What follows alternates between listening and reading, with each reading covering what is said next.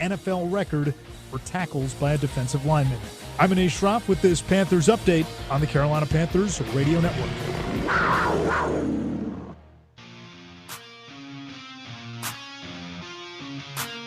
The Sportsocracy. Why are you smiling? Because I love football.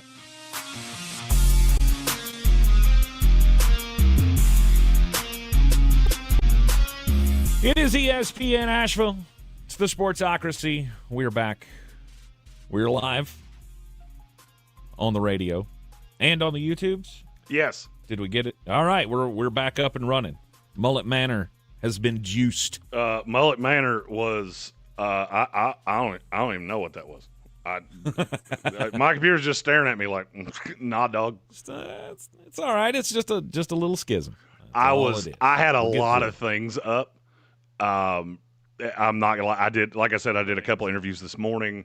I've been on a lot of calls today, so I had a lot. I may have just asked the computer to do some things that it was not capable of doing. Right. So. Right. Sorry. Yep. We want to welcome everybody back into the program. Want to remind you that coming up on Thursday is the big Tools for Schools down at the Smoky Park Highway, Ingalls. So the big Ingalls over there is where we're going to be collecting all of the school supply donations for kids around Western North Carolina. We need to make sure that they go back to school prepared for success. And as always, iHeartMedia Asheville teaming up with Ingalls Supermarkets. Low prices, love the savings for the Tools for Schools drive, along with Eblin Charities. So that's going to be on Thursday. You can drop by, make a monetary donation, or you can just drop off some school supplies. Again, just to make sure that the families in need around the area can make sure that their kids have the tools for success. All right, Jeremy, training camp is always crazy. The quarterbacks, of course, are always the headline. And this training camp, maybe, Caleb Williams has to be the number one story, don't you think? At least he has risen to that now, because the doom and gloom footage is spreading. It's going viral. Everybody's talking about whether or not Caleb can become a good NFL quarterback. Look, we have discussed Caleb Williams in the past. I have told you my fears with how Caleb is going to fit into this offense. And now I'm going to tell you what it is that's bothering me about what I'm seeing out of Caleb now. You're getting very conflicting reports of you see potential greatness from Caleb Williams, and there are times that he makes plays that are out of this world. Every quarterback that's ever played in the NFL has had some form of greatness in them at some point. If they didn't, they wouldn't have gotten here. Here's my problem with Caleb Williams. It always has been and it always will be. And I think Ben Johnson may serve to end up either being the greatest thing that ever happened to him or the coach that's going to push him out of the league. He is incredibly emotionally fragile. If you've seen the clip of him trying to throw into the net and then losing it that he missed 3 or 4 in a row, that's a bad sign. Because what the best quarterbacks in this league have is the ability to forget bad plays. Caleb does not have that. And now we're throwing a lot at him with Ben Johnson. If you go back and watch those Detroit Lion offenses the last handful of years, Jared Goff has a lot of responsibility at the line. He always did. He was the one setting the protections. He had hot routes. He had all kinds of things that were happening pre-snap. Caleb Williams couldn't handle the most mundane parts of playing quarterback last year for the Bears. Now I'm seeing him being given a lot, and I'm seeing something else that's a little unsettling to me. And that leads us into our first Super Chat of the day.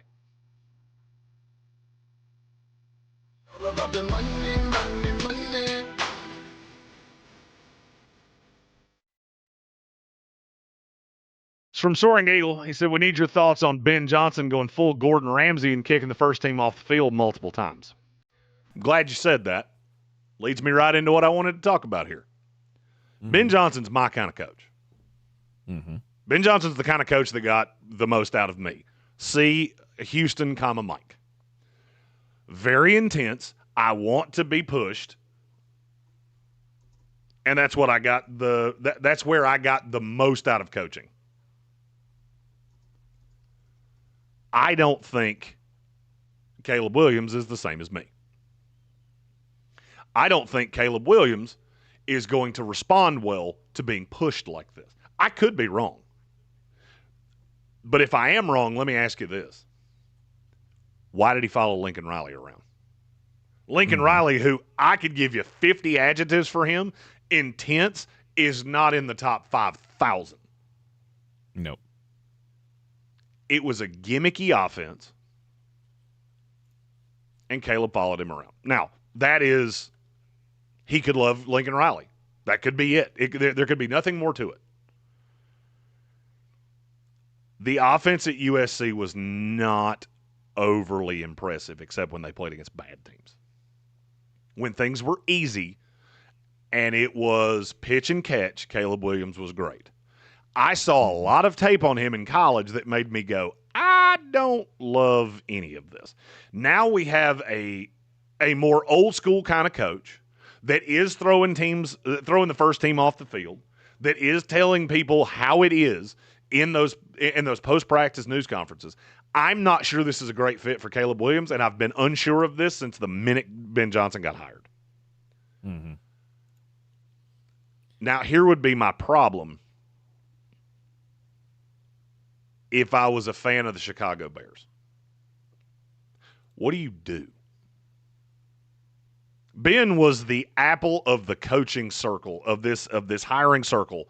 He was the prize. You got the prize. We now cannot say if this offense doesn't work well, they weren't coached well. You had a defensive coach, and it didn't put Caleb Williams in the best position to succeed. We also can't say that the offensive line's not good enough because, frankly, just looking at the 5 starters, I could make the argument that the Chicago Bears have the best offensive line in football. Not saying that I definitely believe that. I know they're up on the high side with Tooney and Dahlman and Jonah Jackson and Darnell Wright. I even like Braxton Jones. I can't blame it on the offensive line. I don't think you can blame it on the weapons because it's kind of hard for me to look at 2 high-end tight ends in Colston Loveland that you just took in the first round and Cole Kmet with Roma Dunze and DJ Moore and Olamide Zaccheaus. I don't love DeAndre Swift as a running back, but he's a really good pass catcher. It's kind of hard for me to look at those weapons and go, well, we didn't give him enough weapons. So when he fails, and I think he's going to fail, everything I'm seeing out of camp, look, you can glean things from camp. And here's what would make me really nervous if I was a Bears fan. Look at how the season starts. Look at the first 8 games on that schedule. Minnesota Vikings. That's a really blitz-heavy, confuse-you kind of defense. You get that on Monday Night Football to start the season. So we're all going to see it. If he ain't picking up on this, it's going to be there for the world to see.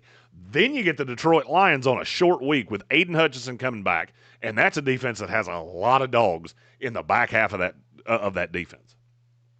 Then you got to deal with Micah Parsons. Then you got to deal with Max Crosby. Then you got to deal with the Washington Commanders coming off a bye week. And I'm going to go ahead and tell you, if that team's not 2-2 at the very least, that's going to be the loudest bye week in NFL history. You come back to play the Commanders on Monday Night Football after the bye week. I'll go ahead and tell you, I think that you could play with 13 guys, and I don't think you're beating Washington in Washington, and I don't care that you're coming off a bye week.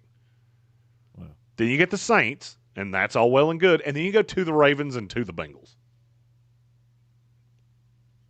I don't know that I could have made a schedule that was more ready-made for Caleb Williams to crash into the ocean. You're not wrong. That is a daunting list of teams to face. And Caleb Williams has all of the physical tools. We hear it from everybody that he has. I was just listening to the national shows earlier this morning, and they were talking about Caleb, and if it was just checking boxes, he would check most of them. Okay, all right. Let's discuss that. Like the physicality, the versatility, the arm strength, everything physical about being a quarterback. He could check that box. Okay, before you go any further, I want to discuss what you just said there because I don't agree with what you just said there. Okay. But because it's just not true. All right, so Caleb Williams checks every physical box. Does he? Yep. He's 6'1", 220. Mm-hmm. So he's not the tallest quarterback you've ever seen. He's thickly built. So are 40% of men in the United States. Mm-hmm. Do you think he's overly fast? Because I don't. He played in college football for 3 years and didn't rush for 1,000 yards. I don't think he's overly mobile. I never thought he was a great deep ball thrower of the football. Now, if you've got a guy that just runs wide ass open, then yeah, he can hit that guy. Awesome. So could Jamarcus Russell. Mm-hmm. One of the big things about Caleb Williams was that he had, in terms of accuracy, he was pretty accurate. Now he's thinking. I know everybody thinks I'm overvaluing this drill that you see where he cannot put a football in that big net from 15 feet away. I watched Aaron Rodgers at Wofford 2 years ago throwing footballs in a trash can from 65 yards out. I watched him do it 8 times. He missed once, and he hit the rim. Mm-hmm. That's an accurate NFL quarterback. I feel like Caleb Williams has been given a lot, and he has because this is his second coordinator, his second offense, his second head coach in 2 years. It is notorious for breaking quarterbacks. He is notoriously fragile. And I'm sorry, I don't like the chances of this working out.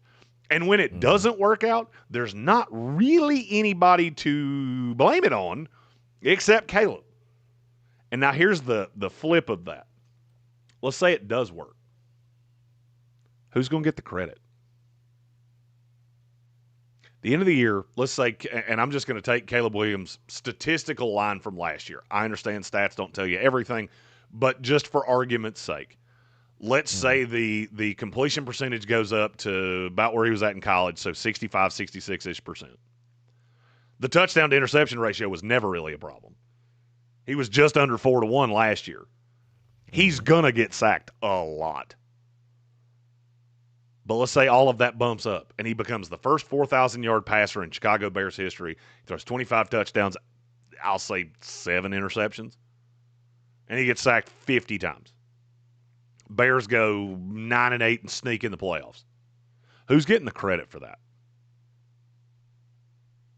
Well, I mean, I think it'll depend on how Caleb responds. It's Ben Johnson. There's no path that it's not Ben Johnson. Because Caleb Williams was such an abject disaster for the vast majority of last year, and nobody wants to say that. Because, well, I mean, but he only threw 6 interceptions. That's fine. He only threw the entire year. He had 12 turnover-worthy throws. Mm-hmm. People look at that and go, oh, he really takes care of the ball. No, he's really, really safe. To play 17 games in the NFL and only have 12 turnover-worthy throws suggests to me that you're throwing to some combination of Adam Thielen, Xavier Legette, and Jatavian Sanders. That's what I would expect from Bryce Young, who doesn't have DJ Moore, didn't have Keenan Allen, didn't have Rome Odunze. Rome Odunze is one of the best deep threat receivers I've ever seen in terms of just a sheer prospect. he found a way to make him completely irrelevant. Mm-hmm. He was literally no better last year than Olamide Zaccheaus. Keenan Allen caught a good number of passes, but if you look at the conversion percentage, it's insanely low. Mm-hmm. DJ Reed, 42 missed targets. Keenan Allen had 51. Rome Odunze had 47. Now, you might say, well, but what does that really mean? Okay. Let's go to the team that Ben Johnson just left. You know how many missed targets Amon-Ra St. Brown had last year? How many? 26. Oh, by the way, he had more targets than every single Bears receiver I just said, and it wasn't really all that close. Mm-hmm. Jamison Williams, who's the deep threat, a la what Rome Odunze is going to be, he had a grand total of 33 missed targets. Sam Laporta had 23. Jahmyr Gibbs had 11. Tim Patrick had 11. David Montgomery had 2. This is what Ben Johnson wants out of an offense, and this is a quarterback that has never shown me an ability to give it to him. And now you have all of this talk in the preseason, which what does that do? It puts it in all of our heads. So the first time Caleb Williams steps out on a football field, which is probably going to be week 1 against Minnesota because that's a tall ask. He might play a little bit in the preseason. I would be pretty shocked. If he played more than a drive or two, I'd be shocked. He's going to step out on a football field on Monday Night Football to start this season. And everything we have talked about in the offseason has been, man, Caleb Williams does not appear to be really acclimating to this Ben Johnson system. And maybe he comes out and has a good day. I'm going to go out on a limb and say I doubt it. But what happens when he doesn't? It gets really, really loud. Mm-hmm. I don't worry about that with Lamar Jackson. I don't worry about that with Jaden Daniels. I don't worry about it with the highest-end quarterbacks in the league. You know who I worry about it with? The quarterback that got beat at USC and had to go crawl in his mom's lap because he was so fragile that he couldn't take it. This kid's set up to fail, and you don't want to say it because you think it's, oh, that's not nice. I don't give a damn what's nice. I haven't been wrong on Caleb Williams in 3 years, and I'm not wrong right now. Mm-hmm. If he wants to prove me wrong, more power to you. But until he does, I don't buy it.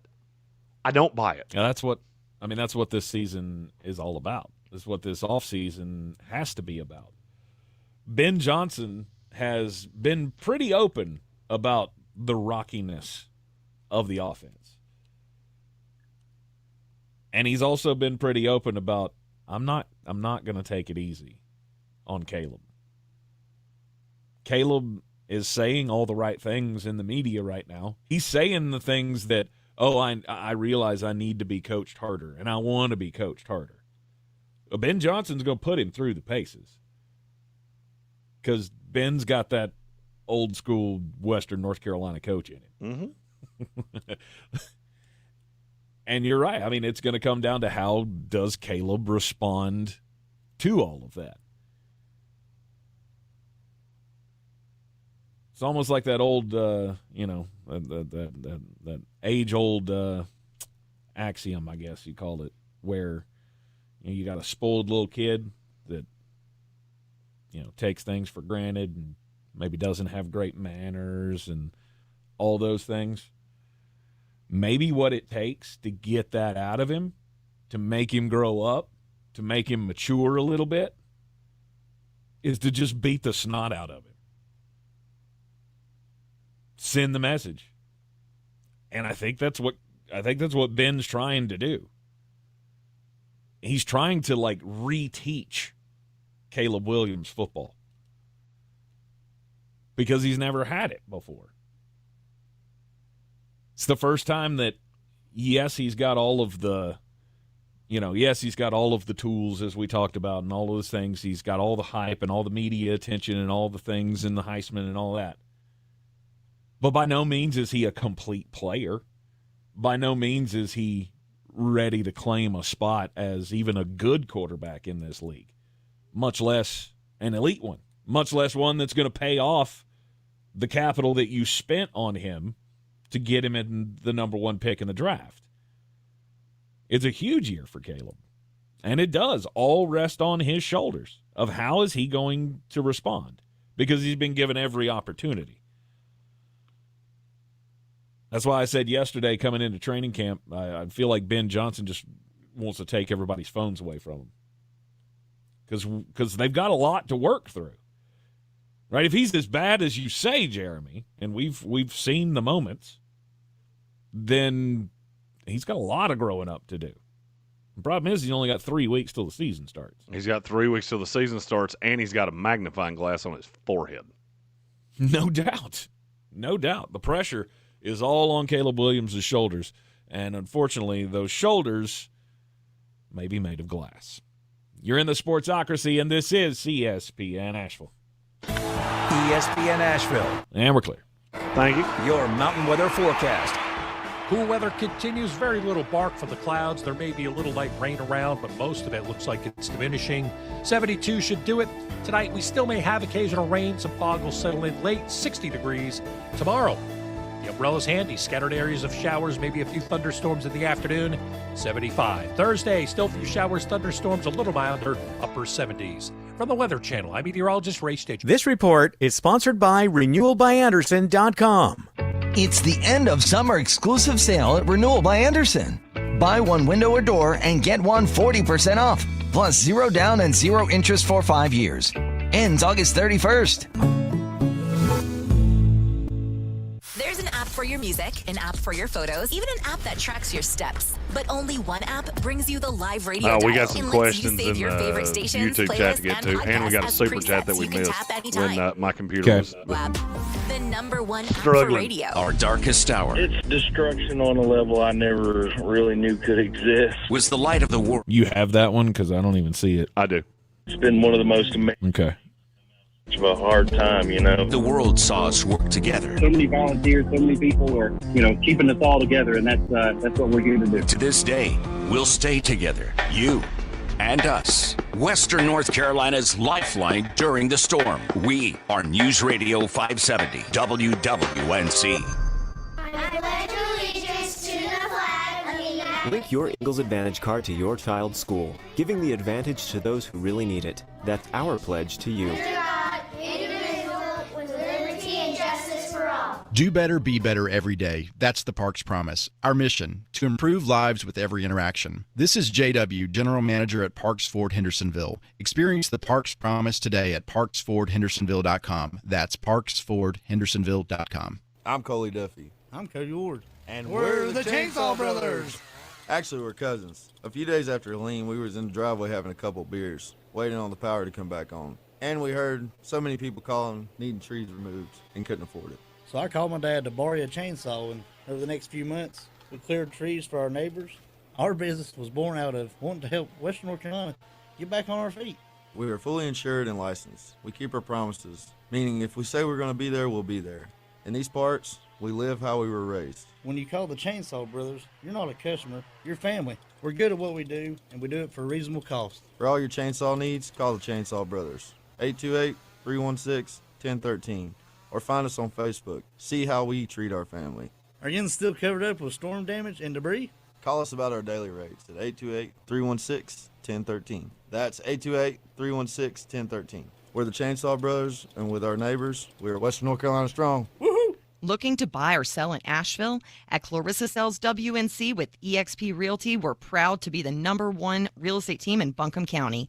Give us a call, 828-774-6343. We're here for what matters most, you. And he swings and hits one deep down the left field line. Join us for Atlanta Braves baseball on Asheville's #1 sports station, ESPN Asheville. Back to the wall and blast off. Coverage on 92.9 brought to you by Parks Ford of Hendersonville. Boy, you must be outside your mind. The Sportsocracy. Just a bit outside. He tried the corner and missed. It is ESPN Asheville, and over the weekend, I did have the opportunity to go down to the Carolina Panthers Fan Fest on Saturday evening. I meant to talk about it a little bit yesterday, but you know how things go. My mind just flutters off in different directions, and that's where we are. It was a pretty awesome evening, though. I will say the excitement around the Carolina Panthers fan base and those that were lined up outside the stadium to get into FanFest to get their first look at the 2025 Carolina Panthers. Everybody is excited about what's going on, and a whole lot of Tet McMillan jerseys. Oh, wait, I'm not supposed to call him Tet, am I? Jeremy, did I lose you? No, I'm here. No, okay. I call him Ted. That's what we called him through the pre-draft process. All right. So. I thought somebody had told me that we didn't. He doesn't like it when we call him that. He may not. Anyway, I just don't care. I just don't care what you like. But lots of Teteroa McMillan jerseys. Lots of excitement around this team, and one of the special moments of the Fan Fest included a Make-A-Wish kid from right here in Asheville. Asheville native, lives in Candler. His name is Jace Garland. And Jace is a 12-year-old kid that's got a rare blood condition. Myelodysplastic syndrome is what it's called. And when he was hooked up with the Make-A-Wish Foundation, he told them that his wish was to be the quarterback of his favorite NFL team, which is the Carolina Panthers. And so he got to spend the day with the Panthers. They signed him to a contract, ceremonial contract, for one day to be the starting quarterback for the Carolina Panthers. And the cool part about it, I thought, was that they took him through, Jeremy, the entire process. Like they brought him in, had him sign the contract, and then he immediately went into quarterback meetings, and they gave him a playbook, and they started and they went through, and it was like, showing this 12-year-old all of the probably not all of the things, but a lot of the things that a starting quarterback is asked to do in the NFL. And he got to hang out with all of his favorite players, and he just living the dream, like all of us. So just wanted to give a shout out to Jace Garland and his family, potentially listening to the program right now. Our thoughts and prayers are with you, and we're so happy I was so happy and felt honored to be there as a part of or to see that moment where Jace got to live out his dream. And if you want to check it out, you can check out the ESPN Facebook page. I put up a little reel today of some of the highlights and a bunch of pictures of Jace in action with the Panthers on FanFest on Saturday night. My story is not. It feels a little pales in comparison to that one. It was a great story, though. Okay. I hate that I missed it. It's a great story. My story is about college football. The first coaches poll came out yesterday, and there were two things that I noticed immediately. Mm-hmm. First is, do you know that this season will be the first time that the preseason number 1 and number 2 play each other in week 1 of the regular season? Really? Because Texas is number 1, Ohio State's number 2, and they play each other in the shoe on August the 30th. And by the way, if you want to know why we're not going to that game, A, we're doing a lot of games around this area that weekend. Mm-hmm. B, I would have to sell one of my not necessarily in pristine kidneys to get into that game. Yes, you would. Cheapest ticket in the building, how much is it? Okay, first of all, but before you answer that, have you ever been to the shoe in Ohio State? Never. The highest seats in Ohio State Stadium looks like you're watching an anthill. Yep. I'm trying to think if we were in a stadium last year. Have you ever been at the top of Bank of America Stadium? Mm-hmm. Add another level, and go to the top of that, and that's what it's like at the. What about what about Georgia's 600 section? I would say they're pretty equivalent. Comparable. Yeah, because that's a long way. That is a long way to watch a football game. So they're comparable. How much would you say that ticket is? I would say it's probably like $850. You're way too high. way too high. Yeah, those tickets for are the cheapest $380. ticket? Really? But they also could be obstructed view. There are a lot of seats that are $3,000 to $4,000 to $5,000. So you want to go to that one, going to be reasonably expensive. But that's not really – that was the first thing I noticed, and then I dug into the poll a little deeper. Did you look through the whole top 25? I'm looking at it right now. Anything jump out to you as, excuse me?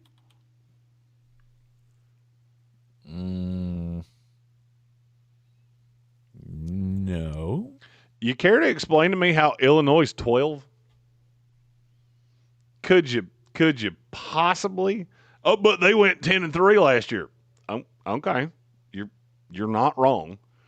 Mm-hmm. Do you know who they beat last year? Their high watermark victory of last year was beating, I'm going to say it was Nebraska. Mm-hmm. That was the best victory they had. They're 12. Yep. But then They're got do down it again, though. Say it one more time. They'll do it again, though, this year. I'm looking at their schedule. And if they, I mean, just based on if they're as good as they were last year, they've got Western Illinois, Duke, Western Michigan to open the season. Mm-hmm. They'll lose at Duke and they'll lose at Indiana. You think so? Yes, I do. Because Duke has a legit quarterback. Illinois does not. Okay. And Indiana will smoke them like a deli smoke meat. Them. Absolutely.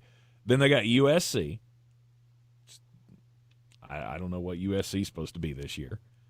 Purdue, Ohio State, Washington. State will kill them.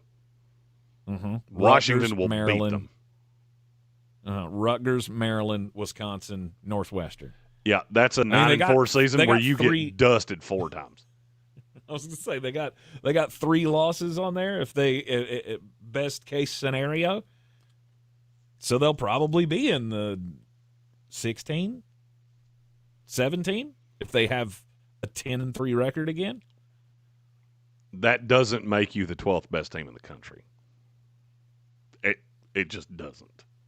Right. Now you might end up there, but in the preseason bowl, that's kind of comical. But that's not actually why I'm telling this story. Okay. I looked into the other receiving votes. Mm-hmm. You care to tell me how Florida State got 8 votes to anything? I wouldn't have voted Florida State in the top 8 of the ACC after last year. And look, I think they're going to be vastly improved. Mm-hmm. I don't know how much I would have needed to have consumed alcohol-wise to write down Florida State in that top 25, but it would be a lot, and that's coming from a booster. Mm-hmm. Oklahoma's also the first team out of it, which I thought was wild. Considering how much talent they have, BYU's 23 and they don't have a quarterback. Well, they have one, but he's a mighty mouse. He's just a little tiny feller. Every year I see that poll and go, why do we continue to do this? Mm-hmm. Like, why is that still a thing? There are certain things I'll never understand why they continue to exist. American Idol. Why are you still a thing? I see Fox promo that every year during football, like, this American Idol's coming back. Who in the world cares? I couldn't tell you the last 10 American Idol winners. Oh, that's a game we're going to play later in this show. Oh, good Lord. I'm just American Idol winner or, yeah, I'm going to come up with something. Why is the preseason? How is somebody at the NCAA not going, could we not do that? Or maybe we just vote for the top 10. I mean, does it really add anything to you that Texas and Ohio State's 1 and 2? No. No, because you knew they were going to be good. No, it just the only thing that the poll does is give you a sense of how each team is viewed.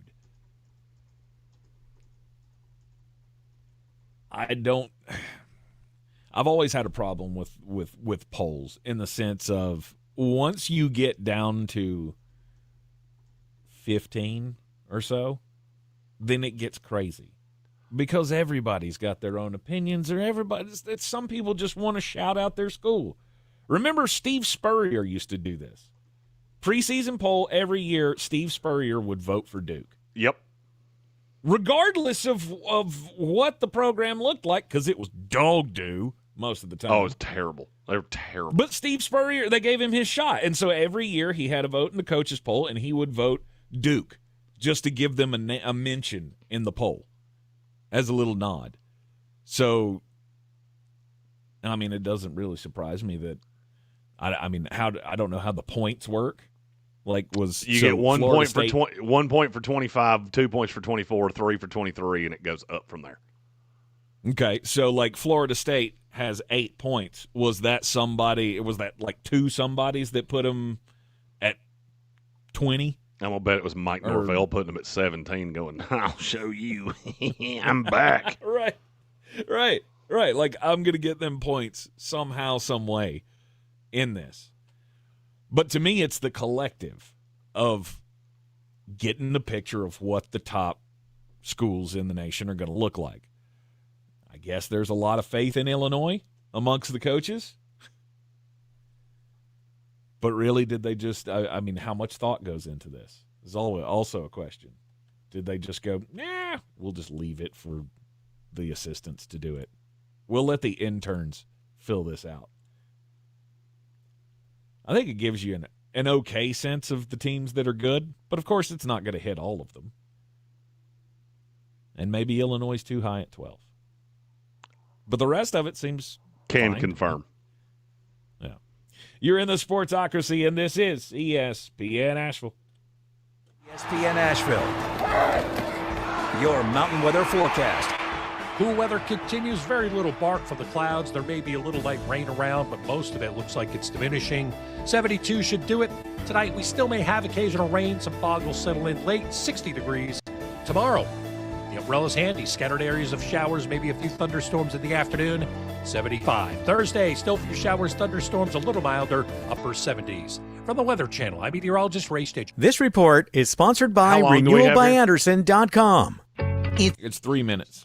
Exclusive sale at Renewal by Anderson. Buy one window or door and get one 40% down and 0 interest for 5 years. Ends August 31st. This is the story of the one. As a lineman, he does whatever it takes to keep the power on in his community. And he wants a partner like Grainger who does the same. Grainger offers the professional-grade products he needs, from voltage detectors to harnesses to hard hats, plus fast, dependable delivery, so he can rise to every challenge. Call 1-800-GRAINGER, click Grainger.com, or just stop by. Grainger, for the ones who get it done. Famous Footwear has the latest styles from all my favorite brands like Nike, Adidas, Crocs, Converse, New Balance, Birkenstock, and more. And with over 830 stores, Famous Footwear is always nearby with fit experts to make sure my new shoes fit my feet and mom's budget. She says the prices are really good, so you don't have to overspend to make it famous. Right now, buy one pair of shoes, get one half off at your local Famous Footwear store. Some exclusions apply. Some things can steal your sunshine. Ugh, I just got my hair done. Sorry, the cooler's broken. Anyone see my flip-flops? Anyone? But COVID-19 can steal a lot more. I just took a COVID test. Ugh. Prescription medications for COVID exist. If you test positive this summer, ask your doctor if they're right for you. Visit PfizerForAll.com/COVID-19 to learn more. Sponsored by Pfizer. Audible's romance collection has something to satisfy every side of you. Fall for a brooding duke. Dive into a steamy romantasy series from Sarah J. Maas. Or find the perfect rom-com from Lily Chu. Aww. Free when you sign up for a 30-day trial at Audible.com. Portions of the following program were pre-recorded. This Saturday in downtown Asheville, it's a culinary showdown unlike any other. It's a big wiener party on Cox Avenue. Bear Smokehouse Barbecue hosts 9 teams in search of glizzy glory, and the team with the best dressed banger wins the crown of Royal Wiener. They'll face a panel of celebrity judges, including ESPN Asheville's gastro guru, Jeremy Green. Tickets for the Big Wiener Party are available at eventbrite.com. Proceeds benefit Linked for Life. 2 to 6 this Saturday, Bears Smokehouse Barbecue. This is J.W. Whitley, General Manager at Parks Ford of Hendersonville. Our value of commitment. Committed to you as our customers and the community that we serve. To do better, be better every day. That's the Parks Promise. Experience the Parks Promise today at parksfordhendersonville.com. It's time to discover the convenience and time savings of contact-free pickup with Ingles Curbside. Just visit shop.ingles-markets.com or download the app. And your Ingles personal shopper gets to work with specialized training on how to select the freshest items for a pre-scheduled pickup. They'll even text you with updates. You pull up to a designated space and your personal shopper delivers your items right to your vehicle. Fresh, fast, and affordable. It's all in the bag. Ingles. Low prices. Love the savings. From the Ingles studio, WPEK Fairview, WMXF Waynesville, W225CJ Candler, the #1 preset in your car, and the new and improved iHeartRadio app. Free never sounded so good. The Sportsocracy. It fires me up, man. I love it. Say it one more time. The Sportsocracy. Shake it back! Beer City's best sports talk. It is gross. Just earlier. They are mature, actually. You just have to get to know them better. Your lunchtime dose of dumbassery. Live from the Ingles studio.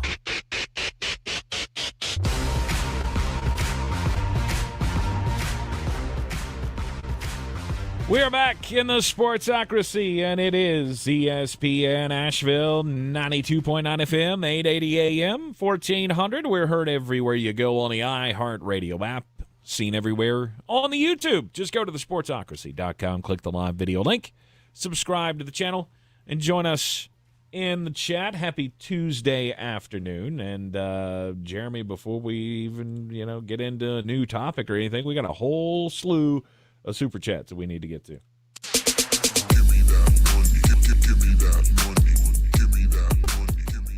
All right, which one's first up there, Jeremy? We start with Sir Jimothy, who sent one to kick us off while my computer was still, recovering.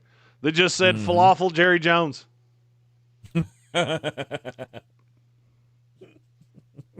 just, I love it that the Dallas Cowboy fans are just, hey, just popping in to say, screw you, Jerry. I'm out. See you later. It's getting tense. It's getting tense. It's not good.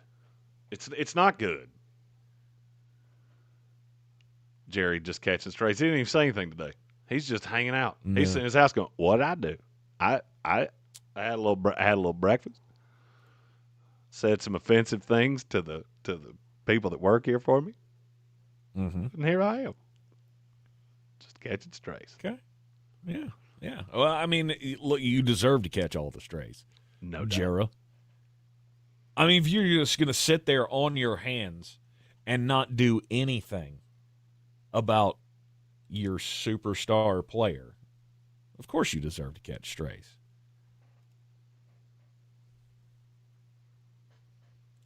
All right, we've got another super chat.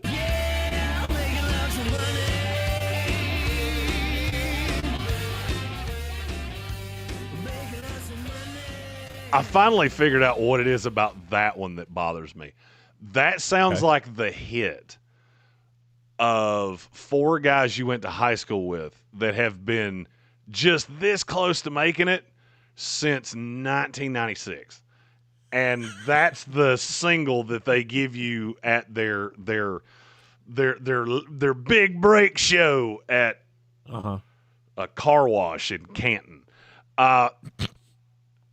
Soaring Eagle said, going back to Caleb, if this goes south, you remember that show you did in May when Caleb's dad did that book trashing the franchise? Those will be out by week 3. Mm-hmm. That kind of ties into this as well. You've got his dad that put some pressure on him because he said all these things in this book that's now come out. Mm-hmm. You got Ben Johnson that's basically said, I'm not going to put kid gloves on this kid. He was the #1 pick. He was this can't-miss prospect. This is not going to be Trevor Lawrence in Jacksonville. You're not going to get the pass because we don't watch you outside of those 2 games you play in London every year. The Bears are a glamour franchise, whether they should be or not. Mm-hmm. You're not going to hide. And that they've never had a 4,000-yard quarterback thing is going to start and it's going to start early and often. Mm-hmm. Do you think there's a chance he doesn't hit that, though? I do. Because I don't. All right. Explain that one to me. What, that I think he'll have more yards than he had last year? I mean, I think the offense will cater to it, will it not? I mean, in theory. I almost feel like it's a layup at this point. Well, first of all, you do get he wasn't even close. Like, they could have played 19 games. He probably still wouldn't have gotten there. What do you have, 3,500 yards last year? 35, and he played all 17 games. How many passes were thrown by a player last year of the Chicago Bears that wasn't Caleb Williams? None. 4. Keenan Allen threw 1, DJ Moore did 2, and Tyson Bagent had 2. Okay. This kid threw 562 times, threw 3,500 yards. Mm-hmm. That is a substantial jump up. Also, you said it's a foregone conclusion. How many quarterbacks threw for 4,000 yards last year? Oh, God, a dozen. I don't know. 6. Really? Yeah, it was 6. Joe Burrow, Jared Goff, Baker Mayfield, Geno Smith, Sam Darnold, Lamar Jackson. End of message. Pat Mahomes didn't. Aaron Rodgers didn't. Justin Herbert didn't. Brock Purdy didn't. Kyler Murray didn't. Bo Nix didn't. Matthew Stafford didn't. Josh Allen didn't. C.J. Stroud didn't. Jaden Daniels didn't. I'll be honest with you. I'll be stunned if he hits 4,000. Genuinely, I will be shocked if he gets to 4,000 yards. Okay. That's more of a benchmark than people think it is.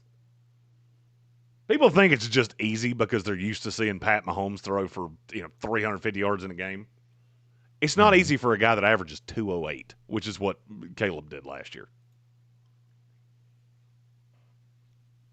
And you don't think the new offense will up that to get him closer to that mark? I think his interceptions are going to go through the roof. Okay. He threw 6 picks last year, which among starting quarterbacks that played 17 games, Lamar Jackson only had 4. Herbert threw 3. I think that's the only 2 that played all 17 games and threw less than he did. Josh Allen only had 6. So he and Caleb were tied. Yeah. Everybody else threw more. And I think that's going to go through the roof. Okay. He also was sacked 16 more times than any quarterback in the NFL. Mm-hmm. So, I find it comical that people are so reticent to see what's right in front of them with him that they just keep going back to, well, he's got all the talent in the world. So did Geno Smith. He was a turd for 10 years. Mm-hmm. And the only time he became not that was when he went to Seattle and had a lot of talent around him. Caleb Williams is not in a good situation. Got a lot of talent. That's not a good situation.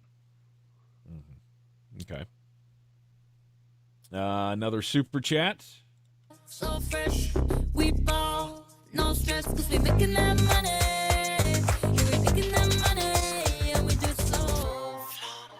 so. We have 2 about the same team, and I'm going to read them in reverse because I'm going to respond to one and then tie it into the other.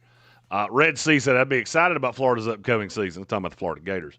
But last I heard, DJ Lagway was in a walking boot, and our schedule is, as Mr. Mullet King would say, evil. Florida is a team that is really interesting to me because I think they're good. Like, I think roster-wise, they're good. And they're 17 in the initial poll. But they have to go sorry, I can't say this without laughing. They get Long Island and South Florida. Long Island? They could drink 20 Long Islands apiece and still beat Long Island. They get those 2 to start the season. LIU had a program. They're D something. They're D bad. Disgusting. Delightfully terrible. They're not good at football. No. Then they have to go at LSU, at Miami, Texas, at Texas A&M. They finally get a reprieve when they play Mississippi State. Then they get Georgia in Jacksonville, at Kentucky, at Ole Miss, Tennessee, Florida State. That is the most genuinely evil schedule I think I've ever seen. Mm-hmm. Like, Florida could be good and still go 8-4. Like, they could be really good and still go 8-4. I was thinking more like 6-6, and it'd still be respectable. I don't think they're going to lose at. I don't think they're going to lose at Kentucky. I don't think they're going to lose at Texas A&M. Mm-hmm. I think they're better than Miami, and they kind of owe Miami one. That at LSU doesn't look real palatable. I don't love having to play Texas, even though it's in Florida. Georgia's always going to be tough. I'm going to say something that sounds a little crazy. I think Florida's better than Georgia, just roster-wise. One of you has a quarterback, one of you doesn't. Okay. You also undervalue Georgia's super young. You got to look at how many players they lost last year. That too deep for Georgia is a lot of, wait a minute, who? Mm-hmm. Yeah. And they've really never done that to the level that for like 5 years. Not like this, it's not. Ooh, name me the best deeper this year. Name me the best player on Georgia's too deep right now. Best player on the team. Oh, geez. You see how you had to think about that? Yeah, I don't know. You didn't have to think about that last year. You didn't have to think about it the year before. There was somebody that had played a bit role, and you were going, yeah, he's going to be a dog. I'm going to tell you something about Georgia that you may not know. Okay. Name me the seniors you have in the front seven. I don't know. It'd be impossible to know because there ain't one. You don't have a single senior in the front seven of this defense. I think you've only got one in the secondary. Mm-hmm. No, you've got three. There are three total seniors on that defense, which is insane to say out loud. In the transfer portal age, you have three seniors on a defense. Mm-hmm. I'm just telling you. Look, we see Georgia multiple times this year. I still think that team's good. I also don't think it's untoward to say Florida's roster right now is better. Your coach is way better, which tends to mitigate some of those things. I was going to say, it does sound like a stretch when you say that the 17th best team in the country is better than the third best team in a preseason poll that's comical. Because I'll go ahead and tell you, anybody. First of all, Georgia was fourth.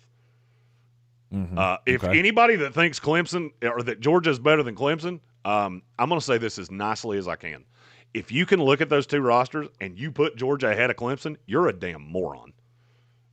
Straight up, you are an idiot. Clemson is better than Georgia at every single position on a football field. I saw that and went, that's why we shouldn't do preseason polls. I like Kirby better than Dabo, and I'm not telling you Georgia's going to crater into the ocean. If you look at those two rosters and you don't see that there is a huge difference. Clemson has 10 guys in my top 100 of next year's draft class. Okay. Georgia has as many as ESPN Radio Asheville does. It's 0. Not nary a 1. It's 0. And Oregon is right there with them. LSU ain't far off either. Just saying, you can keep penciling Georgia up there all you want to. I don't think it's going to go the way you want it to because their schedule's pretty evil too. Georgia has to go to Rocky Top, then they get Alabama, at Auburn, but then you go Ole Miss, Florida, Mississippi State, and Texas. That's an ugly stretch of games. It is. But that was 100% not where I was trying to go with that. We have another super chat as well. Give me those dollars, don't you holler, that's your money, honey. That's what I need. Well, give me the cash back, no money back. Give me the green tea, no in between. Did you just let it play longer because you found it to be? Yeah. I want you to send that to me. I want to make fat baby Jeremy and Tanks for a ridiculous sitcom with that playing in the background about us robbing banks or something. Yes. Little fat baby Jeremy and Tank robbing banks. Sir Jimothy guarantee. Sir Jimothy asked, is there any chance of Florida FSU, Florida Tennessee, or Florida Georgia on the tour? I can tell you there is no shot of Florida State because we are already committed to another game. The other two, I am trying to get one of the two. I want to see Florida. I'll just say this. I'll call it what this is. The number one reason we don't have a full tour schedule that is out for public consumption is because I have yet to figure out which game for Florida we can get to. Mm-hmm. Because I want a game of them because I think they're good. I would really like to get to Florida, Tennessee, but that is currently serving to be a little bit problematic. We cannot be in two places at the same time.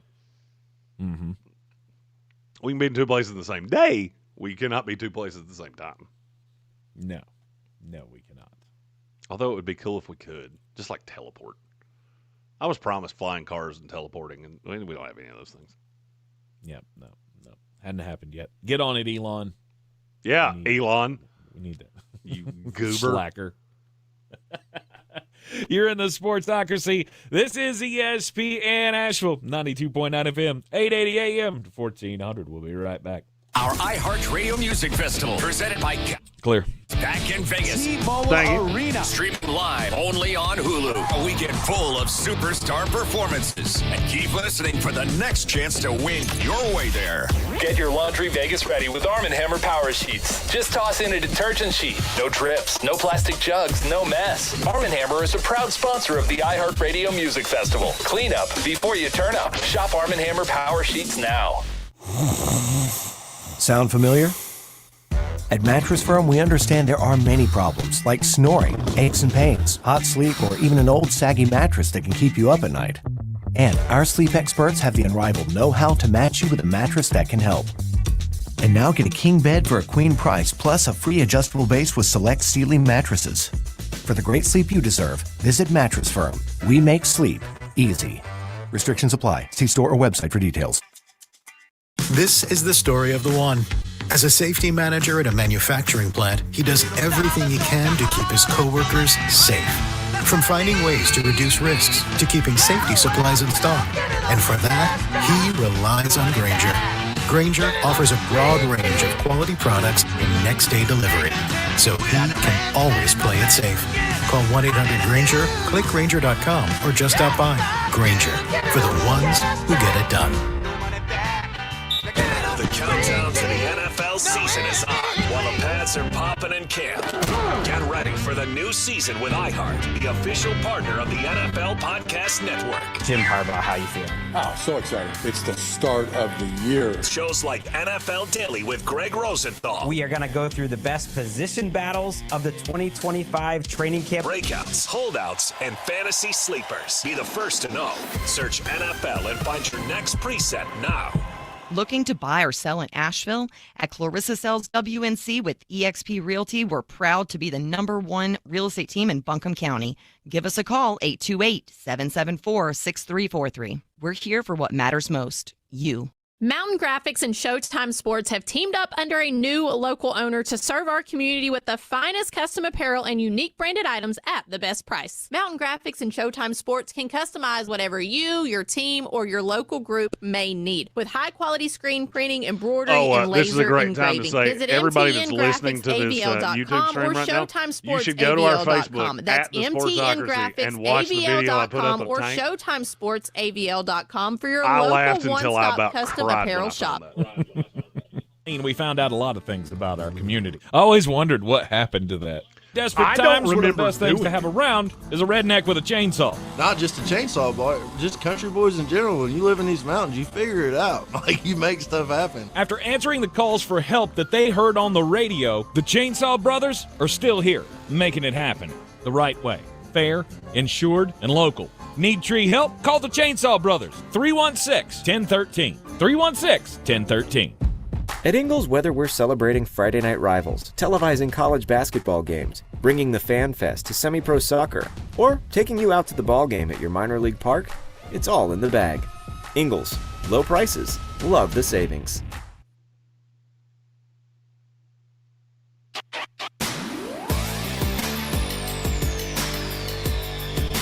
The Sportsocracy. What are you people?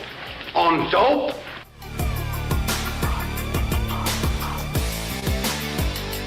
It is ESPN Asheville, the Sportsocracy. The gator with the bulldog. I just saw that flash up on the screen. That's nice, Jeremy. Good for you.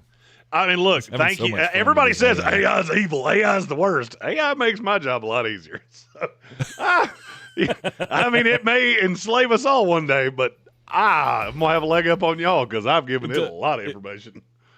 It does. I hate the fact that you told it to do a graphic of you and I at a tailgate and have you passed out, and it passed me out. It did. It's almost like it knew that Amy and I took pictures and made fun of you when you fell asleep at the Peach Bowl last year. Yeah, because you keep telling secrets. I mean, that was AI the secrets, and now it knows. That was my camera. And by the way, for all of you listening, if you have not been on our social medias in the last 24 hours, you should go to Facebook, find the video that I posted of Tank. I don't 100% remember even why we made it. Amy and I found that last night. We were working on something actually for another station, and I found that and laughed. I bet we laughed for an hour. Mm-hmm. There was a video last football season that was going around of a kid that was upset that his fantasy football team was hurt, and that's what we were copying.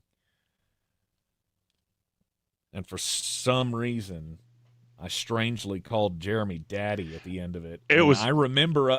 That's why I remember us doing that, because I remember on that last little bit of it, you stopped the tape and you looked at me and you went, "That was weird. That was weird. I don't know why you did that." And I said, "I had no idea." And then I found it a year later, and I went, "Yeah, we're just putting that out as is. Content's king, boys and girls."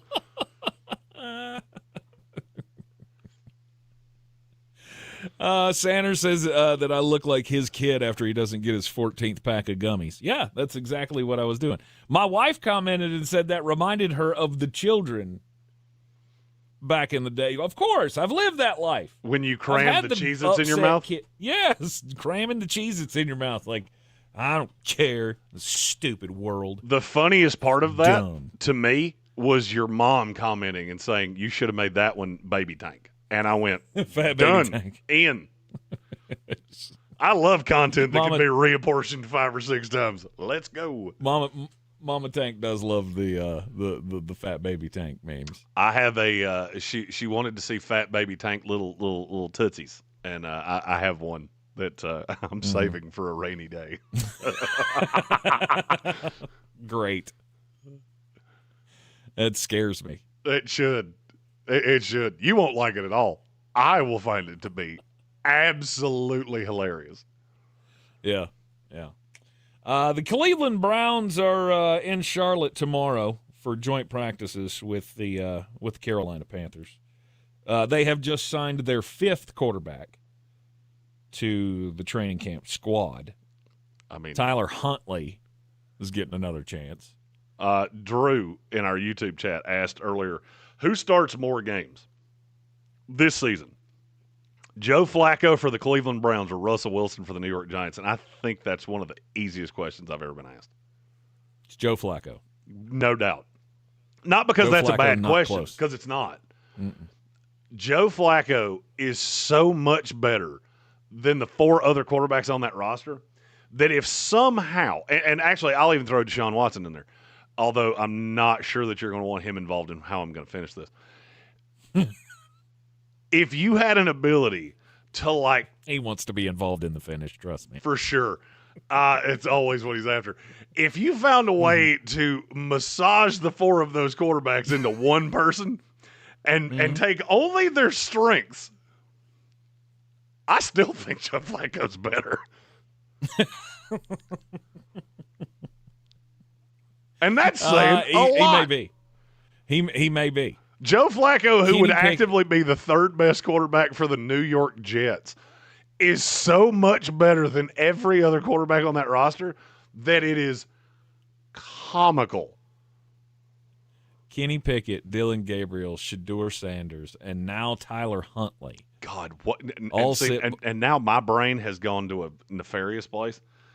What would the bad combination of those look like? Like if you added them all together and you had the super one that had like, Shadour's arm and anybody but Kenny Pickett's hands. Mm-hmm. What would the bad one look like? Like it's Dylan Gabriel's height. Has Kenny Pickett's Joe Flacco's hands. age. Oh no, you can't have Flacco because you're all the ones that aren't Flacco. Oh. Brett Hundley's travel, or not Brett Hundley. Sorry, Brett Hundley. Those two combined in my head. Sorry, I hate to tell you this. Brett Hundley and Tyler Huntley, kind of the same guy. I was to say Brett Hundley was better. No, Tyler Huntley went to a Pro Bowl, which was actually the day the Pro Bowl died. That doesn't count. Yeah, the day Brett Hundley was selected to damn it, now I can't stop doing it. The day Tyler Huntley was selected to a Pro Bowl was the day that they should have stopped having the Pro Bowl.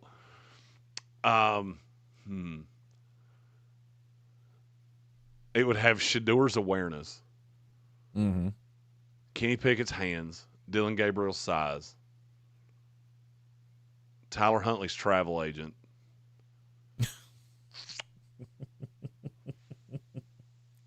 Tyler Huntley's Pro Bowl award. And Deshaun Watson's gym membership. There we go. Make them laugh. Make them laugh. That's not going to make for a happy ending. Nah. I can tell you that. Nah. The Cleveland, I just when you thought the Cleveland Browns couldn't get worse, it gets worse. Right? You traded in, and you didn't even trade it in because you still have the cloud hanging over the organization because he's still there. But you went from that controversy with Deshaun Watson into now we have 4 terrible quarterbacks. Well, one of them's a rookie. I don't say Dylan Gabriel's terrible. I will. Don't worry. You don't have to say it because I will. That? Okay. All right. And you've got one 40-year-old mediocre former almost elite quarterback. I'm going to say something, and I want you to understand the depth of what I'm getting ready to say. This is a franchise that since they came back into the league in 1999 has had Tim Couch, Kelly Holcomb, Jeff Garcia after, age, the backside of Trent Dilfer, Charlie Fry. You'd bet on me putting the word backside of this, and you know where I'm headed with that. Derek Anderson, Brady Quinn, Colt McCoy, Brandon Weeden, Jason Campbell, Brian Hoyer, Josh McCown, Cody Kessler, Deshaun Kaiser, Baker Mayfield, Jacoby Brissett. That's by the way, that's their leading passer every year since they came back in the league. This is the worst your quarterback room has ever been. I want you to think about what I just said. In 25 years, you are currently in a situation where you are hearkening to the glory days of Deshaun Kaiser. That's where you're at. You ever think Kevin Stefanski just shows up to work and yells at his secretary just because he's angry at the world? He just comes in the office and goes, "Damn it, Gladys! I told you paper clips, not staples. Hell, you have to fix this or you're going to be on your way out and I'm going to follow you." He ain't going to be there long. Oh, Kevin Stefanski will be the first NFL head coach to ever fake his own death.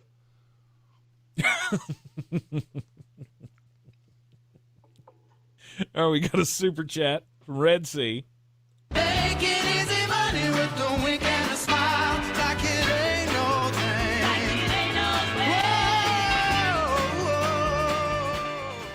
He says Dylan Gabriel height, Shedeur Sanders attitude, Joe Flacco's age, and Kenny Pickett's hand size. That would be a terrible quarterback. Okay, so if you took Dylan Gabriel's height out of it and you just went Shedeur Sanders' attitude, Joe Flacco's age, Kenny Pickett's hand size, and you only went 70% of all those things, Would you like to know what that's called? Deshaun Watson. Yeah.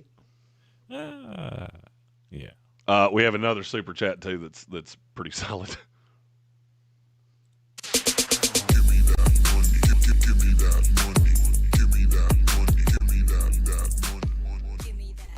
It's from Great North Sports. Said Cleveland chooses quarterbacks like dudes at the bar talk about old athletes. Hey, remember insert random quarterback here? Tank and I've always said that we want to come up with a segment where we do that. I mean, I think it's you remember. We just call it, hey, you remember? You remember Lavernius Coles? He was awesome. He loves Lavernius Coles. Lavernius Coles is one of my top 5 favorite players of all time. Yeah. Like if Lavernius Coles, if he called me right now and said, I want to do a podcast and I only want to do it with you, I would pack up my entire life and move to wherever he asked me to, including if it was Boise, Idaho. Nice. Like I am in right now. Lavernius was a Florida State Seminole and a New York Jet. It is not possible for me to love an athlete more. Yeah. And just people don't talk about guys like Donald Driver enough. Dude was so underrated.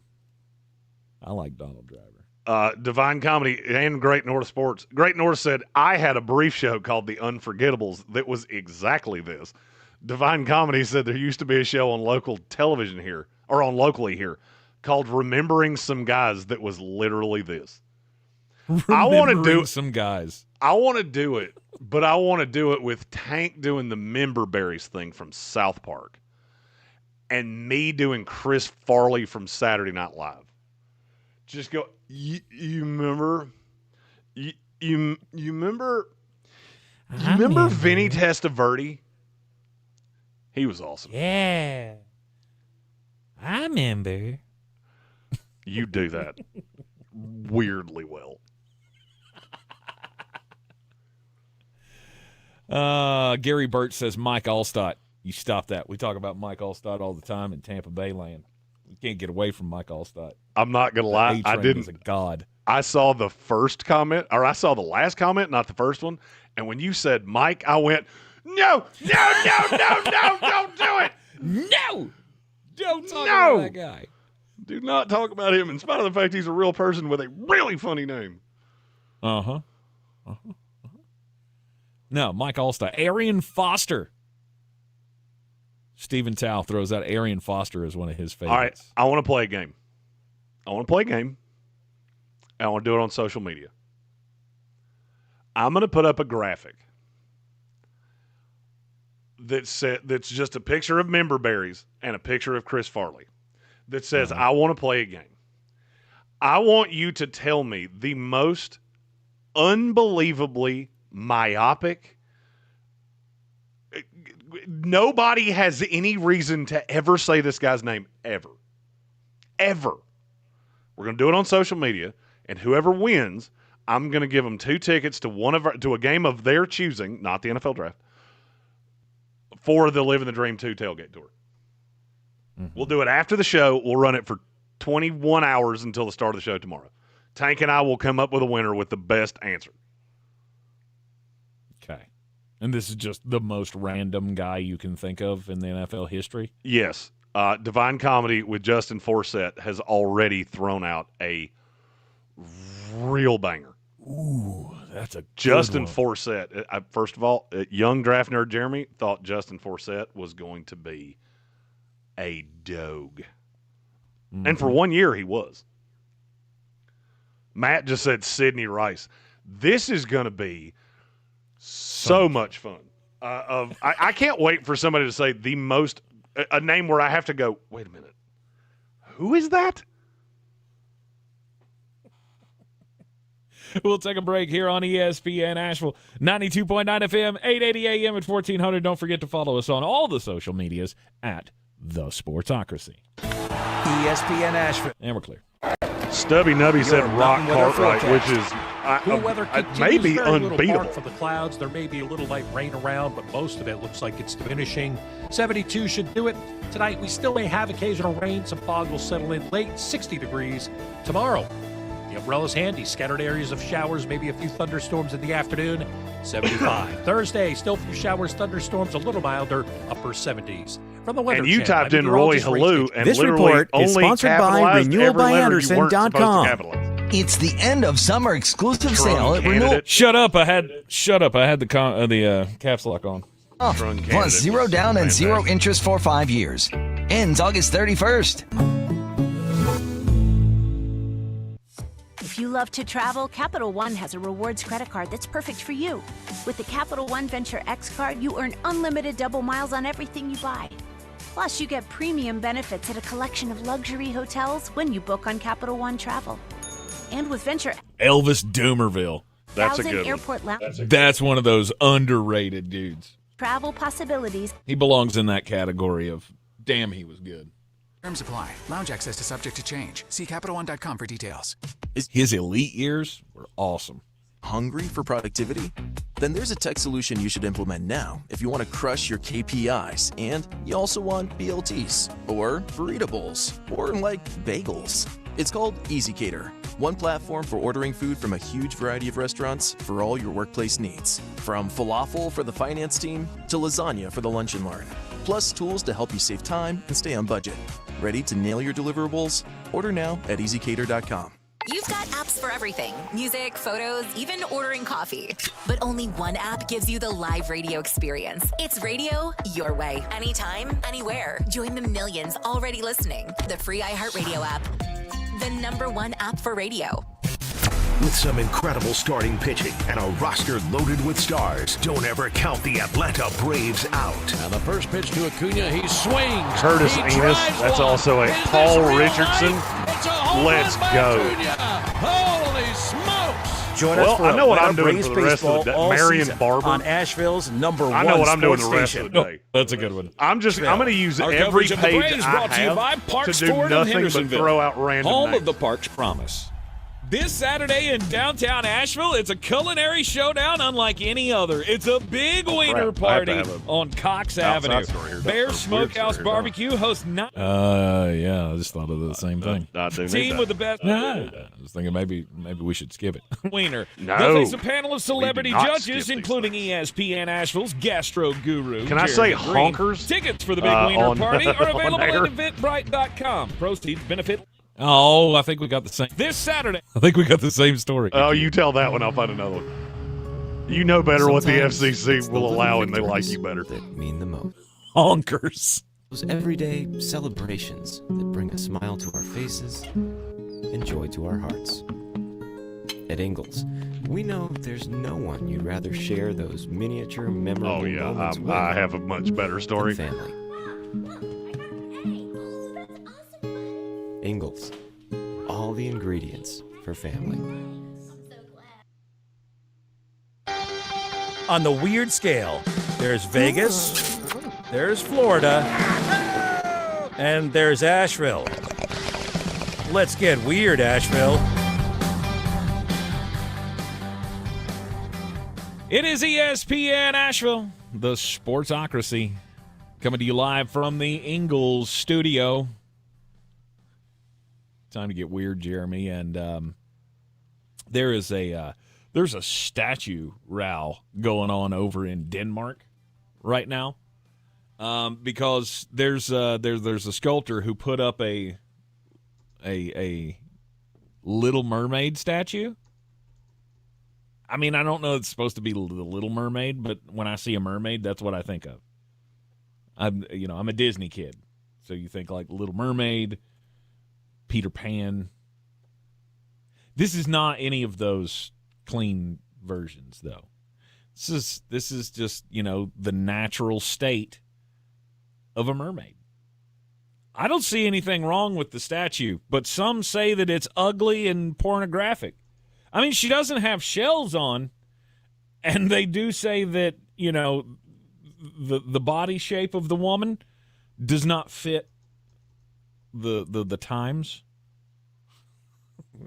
They want her to have a little less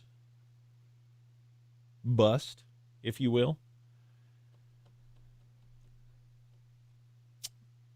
A priest and journalist named Soreen Gottfredson says that the statue is a product of a man's hot dream.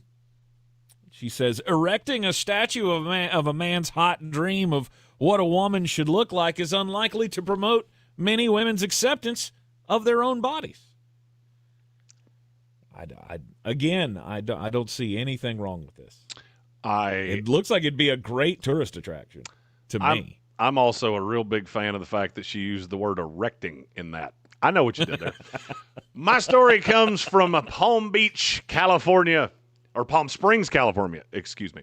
There is an investment opportunity to be had. Just a few months ago, we had a story about an investment opportunity in Georgia. And now we have another one, and it's bigger. For the cool amount of $10.5 million, you can buy a 40-bed, 40-bath, 30,000 square foot resort in Palm Springs, California. It's on a 1.64 acre lot. Your monthly mortgage would be a paltry $67,226. Tank, what is this investment opportunity?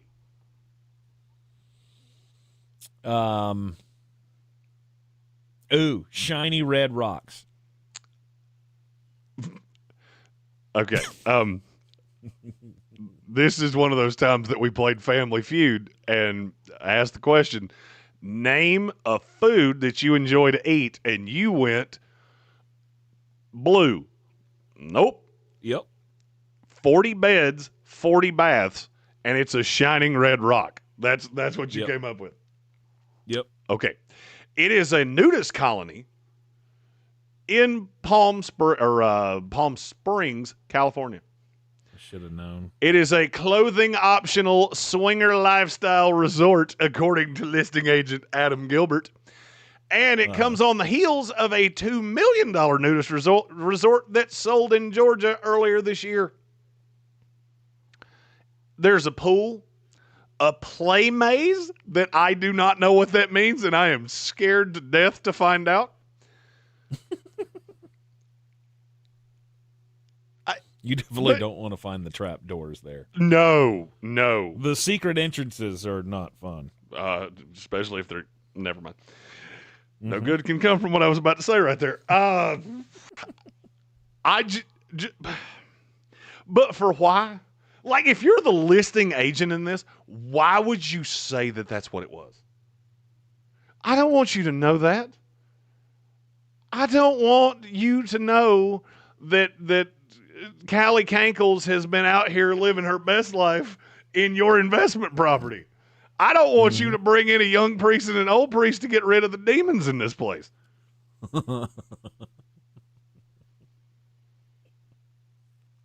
I don't know why you think that's the selling point. And this is a great time for me to say something I say every time we talk about nudist colonies. They sound good in principle until you realize that at the nudist colony, everybody naked, including the people that shouldn't be. Indeed. Like Tank. I would never. No, you're way too modest for that. Hell no. Now, me on the other hand, Jeremy's like, well, that went in Rome. Hey, everybody, have you seen... Never mind.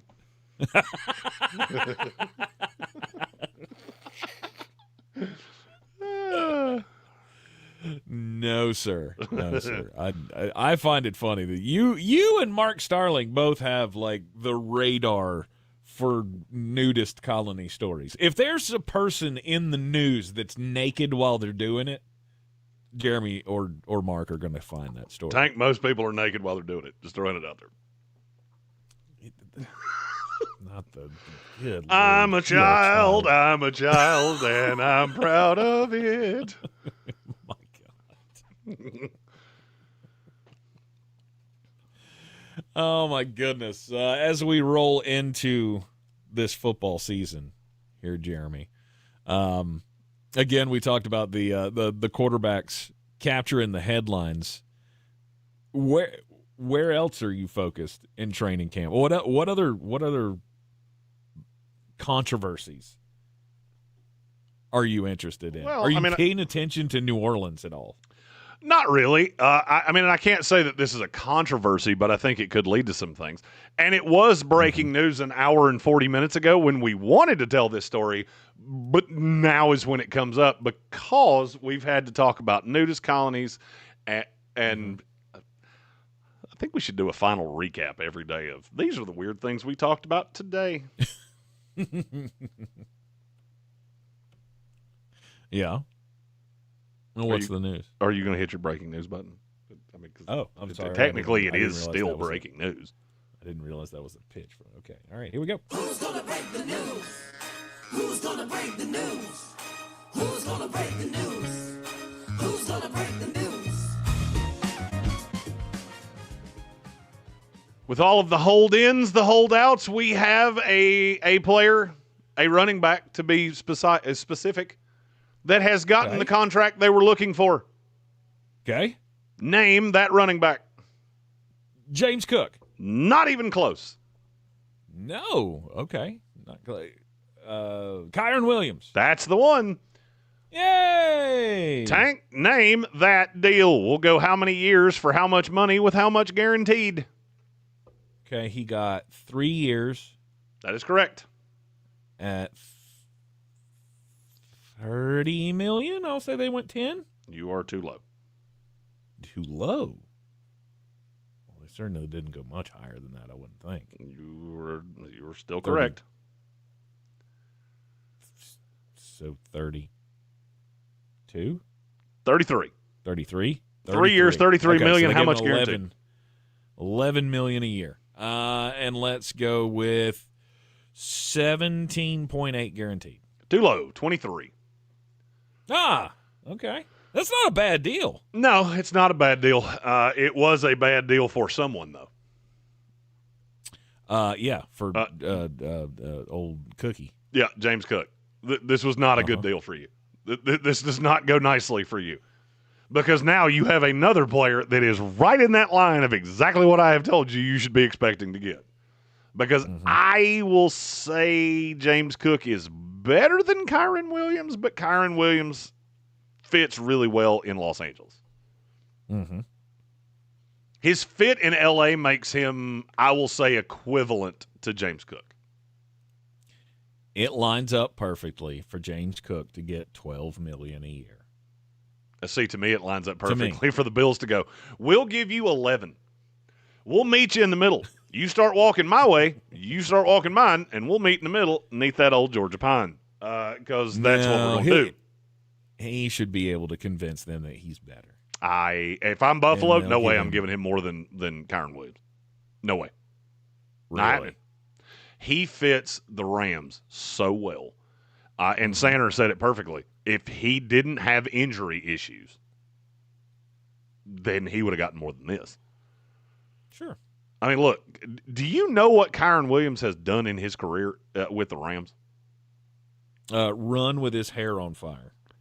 So he was lightly used that first year. He's gone over 1,100 yards 2 years in a row with 12-plus touchdowns.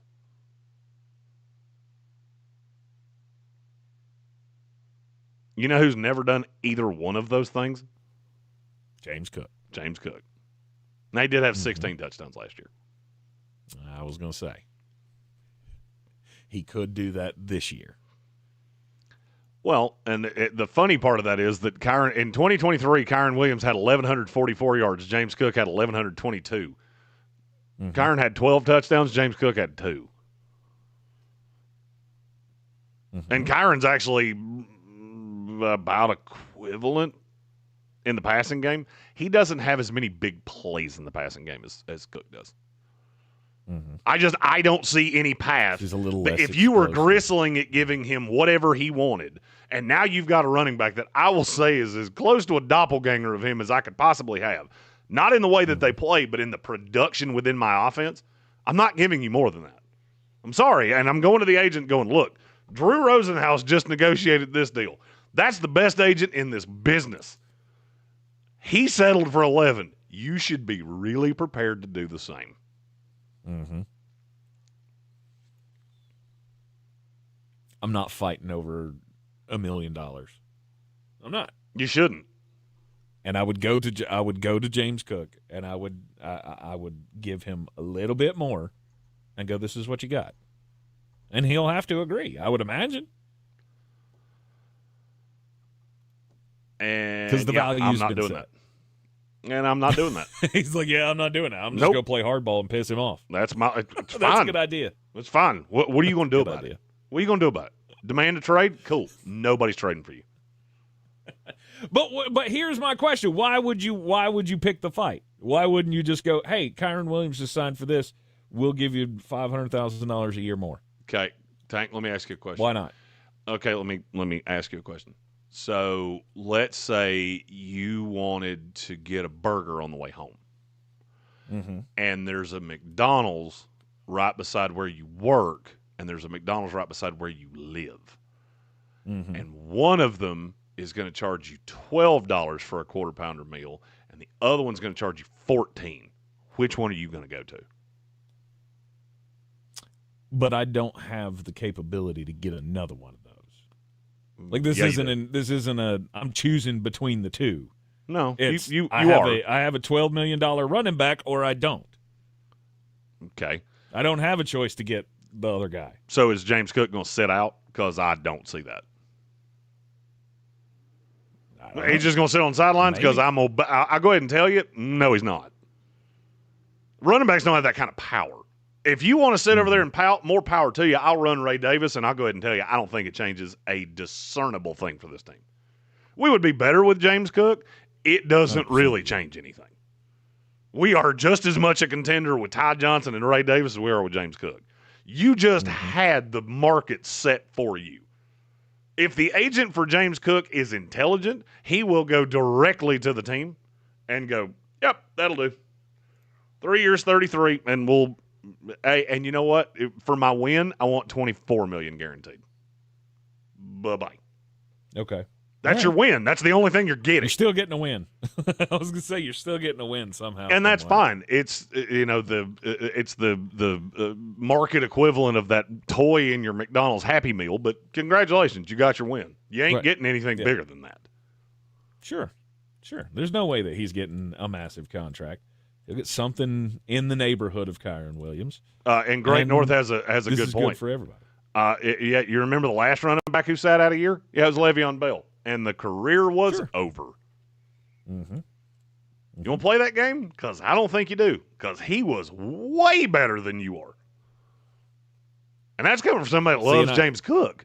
Right. And see, I feel that, and I agree with you. I agree with what you're saying, but I'm also looking at it of Buffalo doesn't need to pick that fight. Give him his win and move. Yeah, and see, that's not be done with it. And see, that's not how business works. It's just not, because, okay, so I roll over for James Cook. Do you realize how many guys on that team are coming up for deals? All right, so if I roll over for James Cook, every single guy that I have that's coming up is going to want me to do the same thing. Again, you say rolling over. It's pennies. Don't care. I don't care. I'm not paying above market price for a player. I'm not going to do it. I'm not going to do it with A.J. Epinesa when he comes up this year. I'm not going to do it if Joey Bosa wants to return next year. I'm not going to do it with anybody on this team. It's not how it's going to work because I have a $50+ million quarterback. Yes, I do have to pinch pennies to a point. And running back is way too much of a luxury. It just is. If I got 4 houses, sorry, I can't have 10 speedboats. You're in the Sportsocracy, and this is ESPN Asheville. ESPN Asheville. Now we're clear. Your mountain weather forecast. Cool weather continues. Very little bark from the clouds. There may be a little light rain around, but most of it looks like it's diminishing. 72 should do it. Tonight, we still may have occasional rain. Some fog will settle in late. 60 degrees. Tomorrow, the umbrella's handy. Scattered areas of showers, maybe a few thunderstorms in the afternoon. 75. Thursday, still a few showers, thunderstorms, a little milder. Upper 70s. From the Weather Channel, I'm meteorologist Ray Stitch. This report is sponsored by Discover. Guess what? Discover's accepted at 99% of places that take credit cards nationwide. Yep. You heard right, 99%. If you don't think so, maybe it's time to face fact. Yeah. Stuck in the past. Based on the February 2024 Nielsen report, learn more at discover.com/credit card. For more information about contests on this station, go to espnavl.com. Dan Scott here, inviting you to check out my new show every Sunday, 8 to 9 a.m. here on ESPN Asheville, where we bring sports and faith together. The Dan Scott Show, 8 a.m. Sundays on ESPN Asheville. This is the story of the one.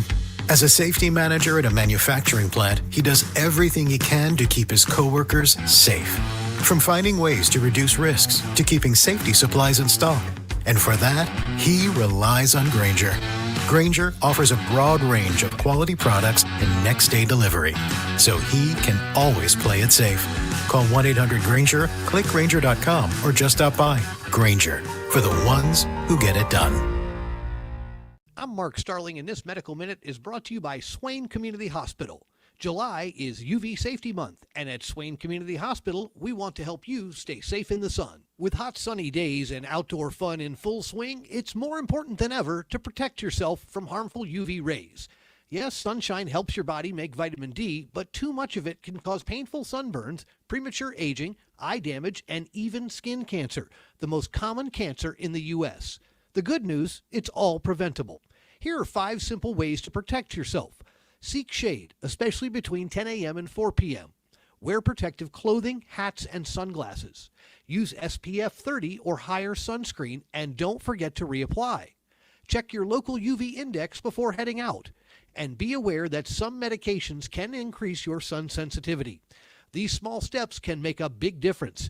Your skin and your future self will thank you. Visit SwainCommunity.com to learn more. Buying or selling a home doesn't have to be stressful. Let me, Clarissa Marshall with eXp Realty, your local real estate expert, guide you every step of the way. Whether you're searching for your dream home, looking to sell quickly, or exploring investment opportunities, I've got the experience and the tools to get you the best deal possible.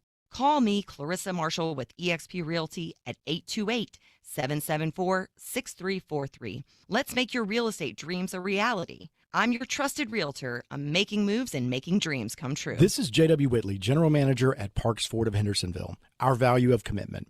Committed to you as our customers and the community that we serve. To do better, be better every day. That's the Parks Promise. Experience the Parks Promise today at parksfordhendersonville.com. Link your Ingalls Advantage card to your child's school, giving the advantage to those who really need it. That's our pledge to you. From the Ingalls Studio, WPEK Fairview, WMXF Waynesville, W225CJ Candler, the #1 preset in your car, and the new and improved iHeart Radio app. Free never sounded so good. Live from the Ingalls Studio. I can't wait to play with myself every day. The Sportsocracy. Damn the devil to hell! Let the big dog see! Let him on the field! Come get you some of this. Fire them! Are we doing the daily draft? He couldn't take any more disappointment. Oh, Okay. the Jets killed him.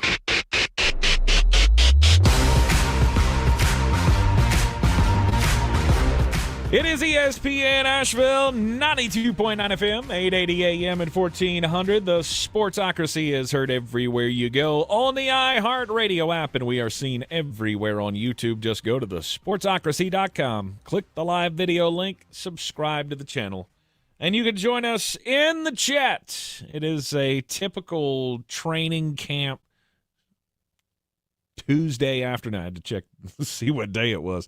Tuesday afternoon. Here in the early days of the 2025 NFL season, we have preseason football getting fully underway for every team this week. We have the Carolina Panthers. Their first preseason game will be Friday night on News Radio 570 WWNC, your home for the Carolina Panthers. Don't forget, you can hear Panther Talk all season long here on ESPN Asheville on Mondays at 6 p.m. If you tuned in for Panther Talk last night at 6 p.m., my apologies to you. We did not have the satellites correctly organized. That will be fixed for next week, so we will have Panther talk for you next week. But unfortunately, we missed the boat on last night's program. But we'll have it worked out for the weeks to come. So no worries there. It is the Sportsocracy, and we will be taking a big old trip on the Living the Dream Tour 2. You can go to livingthedream2.com, TOO.com. Find out how you can go along with us on some of our trips to the biggest games in the region throughout the football season. Daily draft time, Jeremy, and I don't even remember how we landed on cafeteria food, but that's the daily draft you want to do today? Oh, I mean, is that what we're doing? Well, I mean, we're putting up a Chris Farley. We're putting up a Chris Farley picture after the show to name us the player that you member that we don't member. Cafeteria food. What was the best cafeteria food? Oh, square pizza. I win. School. Square pizza. I win. I took first pick because I am the bully on the block, and I win. Okay. School pizza was phenomenal. It was, and it is still phenomenal. I mean, they still have it on the menu over at the Social, don't they? Mm-hmm. God, I hope they never got rid of that, because there have been many a night where I need school pizza to the rescue of whatever else I have consumed tonight. All right, Jeremy goes square pizza 1. That was the obvious choice. And that was square the one pizza that we all lined up for. Look, and did y'all have like brought in pizza from other places? We did. We had Pizza Hut, I think. We had a whole different stand. We had I think we had Papa John's. Okay. I know we had something, and I got it pretty regularly. But there was something about that school pizza. If it wasn't pizza day, I would get the brought in pizza. Mm-hmm. But there was something about that square pizza that just hit different. You are right.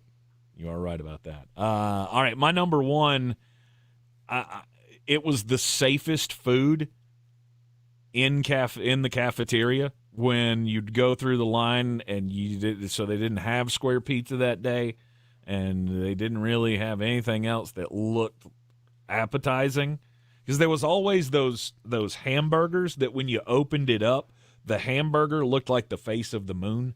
Did you ever notice that? It had like craters in it. And by the way, did they boil it? Sure they did. What did they do with this meat? Of course they did. And guess what? That burger slapped. That burger was nothing more. That burger was nothing more than a breaded vessel to get ketchup and mustard into your face. Yes. And it slapped. It had zero flavor whatsoever. It tasted like the cardboard that it came in. And it was just the weirdest texture on the planet. But the hamburger is not my choice here, because it's the companion of the hamburger. The only safe choice you ever had in the cafeteria, at my school anyway, was tater tots. And you just load up an entire tray full of tater tots, because I'm not eating whatever that is over there. I'm going to level with you, and I mean this to the highest degree. There is no food in the world that is more overrated than a tater tot. That's lies. There's not one. It does not exist. The tater tot is the most overrated food in the world. And now, I want to prove, and I'm going to prove it to you. Okay. One of my favorite places on the planet Earth to eat food from is Bojangles. Mm-hmm. I love Bojangles. Everything they make, they take. Now they've got the burrito, which is out of this world, because it's sausage and egg and cheese, and it's got gravy in it, and it's wrapped up in a burrito, and it's got hot sauce on it. It's awesome, because that's what Bojangles does. That's why Bo time is bro time, because I'm in every single time. Never fails, every time, all day long till Christmas. Bojangles saw the same thing that I did, which is the tater tot is overrated. So what did they do? They made the tater tot better. And they turned it into a bow round, which is gross. Stop that. You are out of your mind. The bow round is phenomenal. The worst tater tot ever made. You're drunk. When I go to Bojangles, I purposefully order the fries because the bow rounds are gross. The fries are awesome, that too. That big, thick cake of, no, that's gross. Tater tots are supposed to be small. They're supposed to be crispy. And they're supposed to be a little light inside. That thing is a massive cake of no. It's never done on the inside. That's the Gooey point. It's fantastic. Gross. Ugh, disgusting. Wow. I never thought we would be so diametrically opposed on one topic. But the tater tot seems to be the one that we are just mortal enemies on. Because to me, the tater tot is far superior to the French fry if it's done properly. But it has to be small. It has to be in that little usual, barrel shape. Or Chick-fil-A does the little discs. Wonderful. Awesome. Even McDonald's with the big hash brown that they do, I mean, that's just a flat tater tot.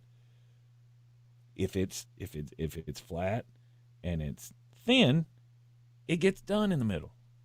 That's the only downfall to me to Bojangles, because everything else they have is fantastic. They're fried. Now, also, if you want to just, for me to show you how wrong you are, get the bow round and get the Cajun seasoning put on it.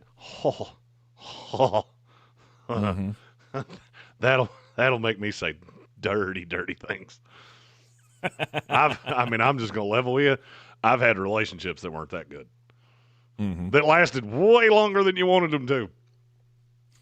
Gambit fan said he's never been to Bojangles. That makes me sad.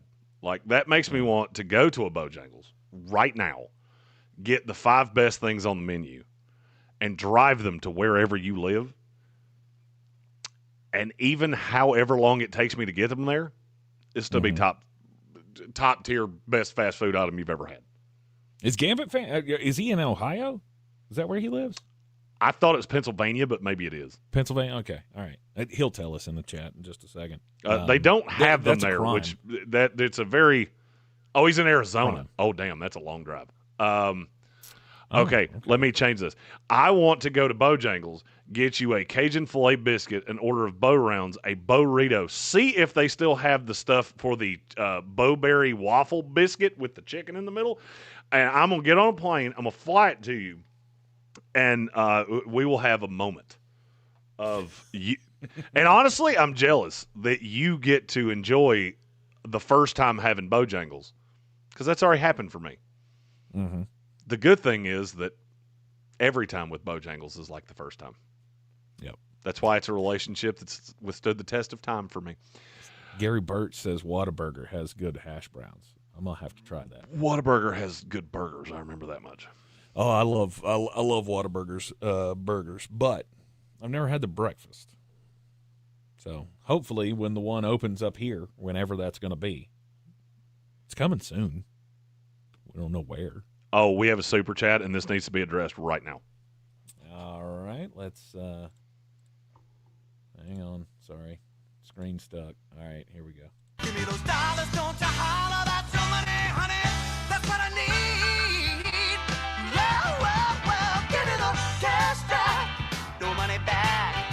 Give me the green tea, no in between. I still need you to send me that so I can make something nefarious with it. Matt asked, Jeremy, do you remember Bojangles barbecue sandwich? Good Lord, Matt, I'm going to answer that question not with another question, but with a very impassioned statement. I remember everything Bojangles has ever done. Bojangles may be the longest relationship I've ever had in my life, where we've never hurt each other. And that's why I love them. Yes, I remember the Bojangles barbecue sandwich. I remember getting 4 of them one time on a road trip, and I went, the good thing about a barbecue sandwich is it'll stay good for a while. And I was driving quite some ways, and none of them made it over the state line. And then I felt bad, and then I stopped and got 2 more. So, yes, I do very vividly remember the Bojangles barbecue sandwich, which was awesome. Yes. Bojangles could tell me, we have this new Cajun filet dirt biscuit, and I'd go, weird choice, but I'm in. All right, hell with it. We ride it on. Back to the daily draft here. We're doing cafeteria foods. Jeremy did not like the fact that I took tater tots. Nope. At number You did 1. not. You did not play your opposition there. Worth a squirt. The number 2 selection has to be either the nuggets or the ring things. The chicken. Which one? Something. Which one? You don't get both because they're very different. Then it's the chicken ring things, and it's not close. Damn it! I was hoping you were going to get that wrong. No, the ring things were awesome. But how did you eat the ring things? Well, you had to eat them in a circle. Well, you had to eat them off your finger because they were a ring. Well, of course like you a did. Toddler. It's the right answer. I'm 17 years old, and I've got chicken ring things on my fingies. And they were awesome. They were awesome. I loved them. I found a box of those at the grocery outlet one time. Like, it was the actual, like, they had the overstock from the school system, I think. It was, like, still in the Cisco food box. I ate chicken ring things a lot that month. If I ever find them, you'll know, because I'll probably be dead. Because I'm going to eat a bajillion of them. I did, and I enjoyed every second of it. Now I'm going to cheat because I'm going to add a side to my school pizza. Because, I mean, I've already won this, so now I'm just playing with house money. It's the corn that goes with the pizza. There's never in the history of Everdom has there ever been a dish where somebody went, hey, we have this pizza dish. What should we have on the side of it? Corn, except when you were in school. And that's, you know why nobody's ever done that? Because that slapped so hard that every restaurant knows that it can never be touched. So you will only ever be an inferior pizza corn dish. They know that forever. Uh-huh. So that's my 2. Mm-hmm. I don't feel like I have to take my 3 here. Because I don't think you'll take it, and if you do, I'm probably going to say a bad word. Mm-hmm. I'm going to go.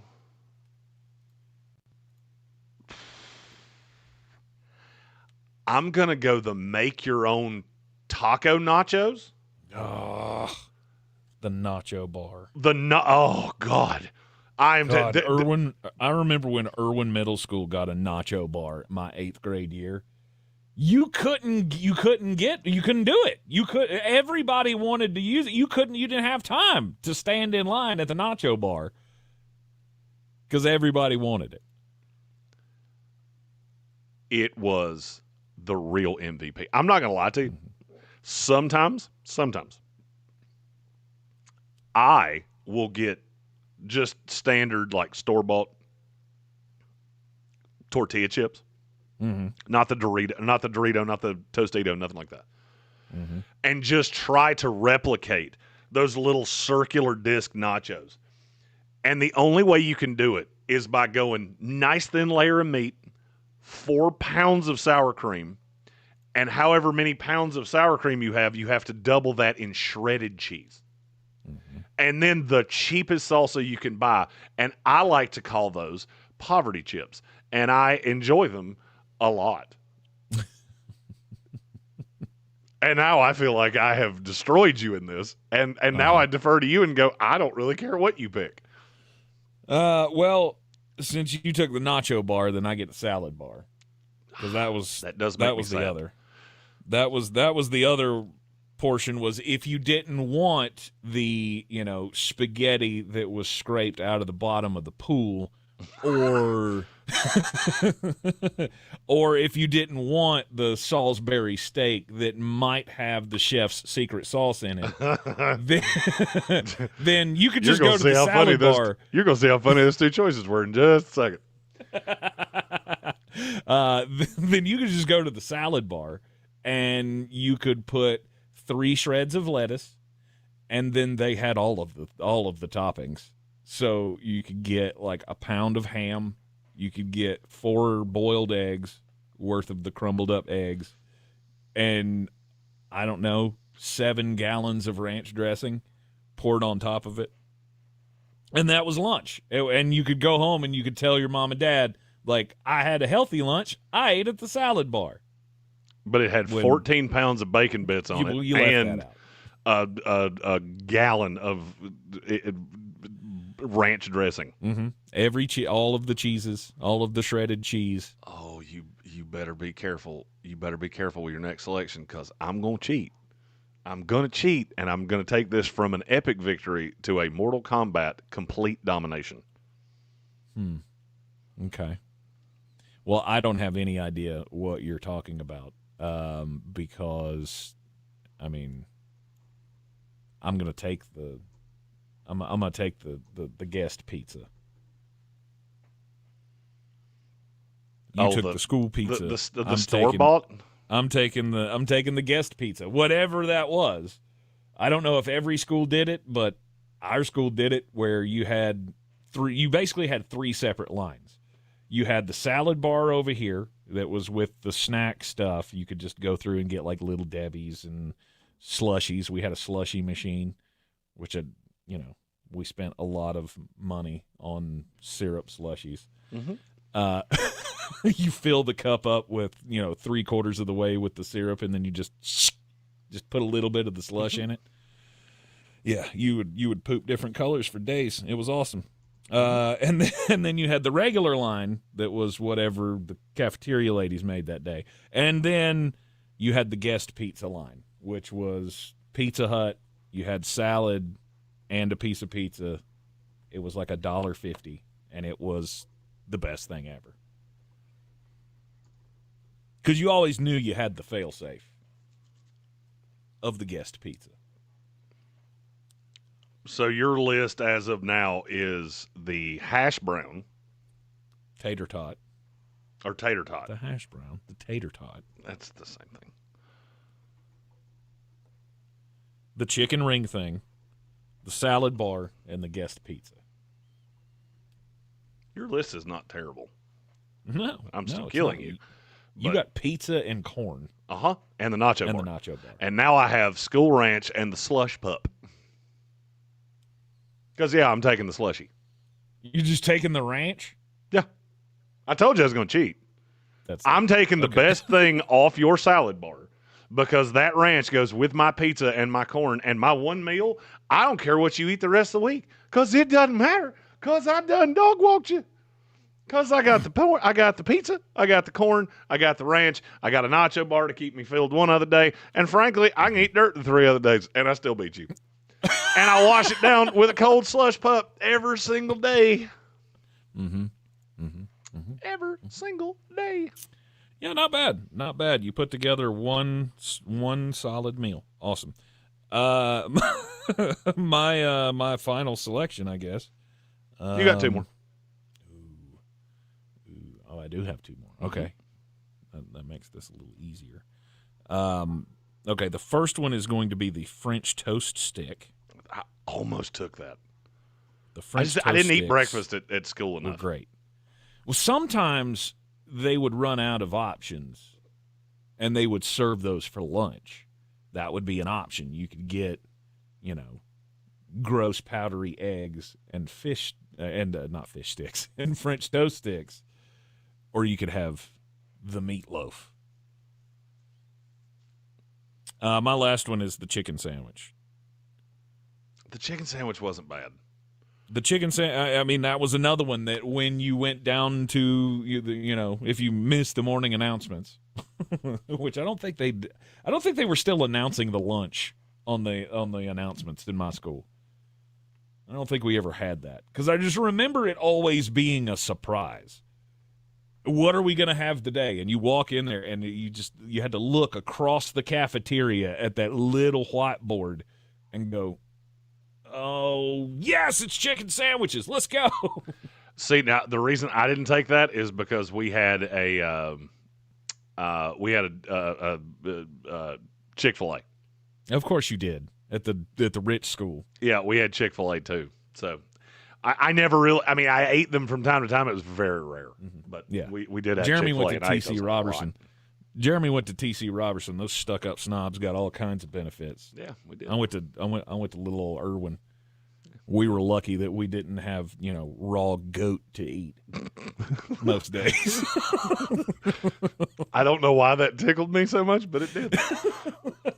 Today in the lunchroom is raw goat. And for some reason, that cafeteria lady looked exactly like Chris Farley. My final selection, and I mean, I had two here that I could have comfortably taken because I would have taken Salisbury steak and been fine. But you left me Sloppy Joe, and me and Sloppy Joe, we got along just fine. Mm-hmm. Mm-hmm. By the way, if we don't come back to the next segment to Lunch Lady Land, I'm going to be really sad. Okay, we will do it. There you have it. Those are the best cafeteria foods: pizza, corn, the nacho bar. He took the ranch dressing. Sure did. A slush puppy, and the Sloppy Joe. Slush pup. I did enjoy the slush pup. I got tater tots, ring things, the salad bar, the guest pizza, which was the good pizza, French toast sticks, and the chicken sandwich. I have such a funny story about the slush pup, and I cannot tell it on terrestrial radio, but I'm so telling it in the break. About the slush puppy? Uh-huh. Okay. Another reason why you should follow us on the YouTubes, just go to thesportsocracy.com, click that live video link, subscribe to the channel, and, of course, you can join us in the chat. We'll be right back. This Saturday in downtown Asheville, it's a culinary... All right, you're clear. Any other. It's a big wiener party on Cox Avenue. Bear Smokehouse Barbecue hosts 9 teams in search of glizzy glory, and the team with the best dressed banger wins the crown of Royal Wiener. They'll face a panel of celebrity judges, including ESPN Asheville's gastro guru, Jeremy Green. Tickets for the Big Wiener Party are available at eventbrite.com. Proceeds benefit Linked for Life. 2 to 6 this Saturday, Bears Smokehouse Barbecue. The countdown to the NFL season is on while the pads are popping in camp. Get ready for the new season with iHeart, the official partner of the NFL Podcast Network. Jim Harbaugh, how you feeling? Oh, so excited. It's the start of the year. Shows like NFL Daily with Greg Rosenthal. We are going to go through the best position battles of the 2025 training camp. Breakouts, holdouts, and fantasy sleepers. Be the first to know. Search NFL and find your next preset now. The iHeartRadio app now has presets, just like in the car. You're our number one. Make us yours. ESPN Asheville, the mountain's favorite sports station, streaming 24/7. Your home for the Sportsocracy. Weekdays at noon. The Tar Heels and Atlanta Braves baseball. It's time to discover the convenience and time savings of contact-free pickup. with my funny slush pup Just story. Visit shop.ingles-markets.com or download the I've app. told you that and I had personal a shopper gets to work with specialized training on how to select the freshest we'll say items on for again, a off again pre-scheduled girlfriend in pickup. high school. They'll even text you with updates. You She liked the red slush right pup. to your vehicle. I was fast, a fan of the affordable. blue. It's all in the bag. Uh-huh.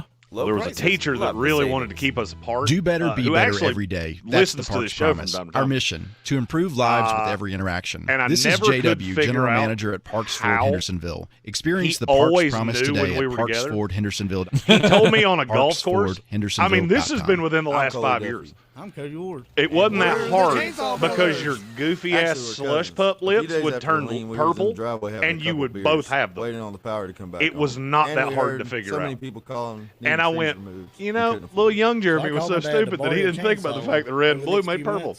We cleared trees for our neighbors. And I never realized that was how you knew, and proceeded to yell at me every time we got back together. We are fully insured and licensed. We keep our promises, meaning if we say we're going to be there, we'll be there.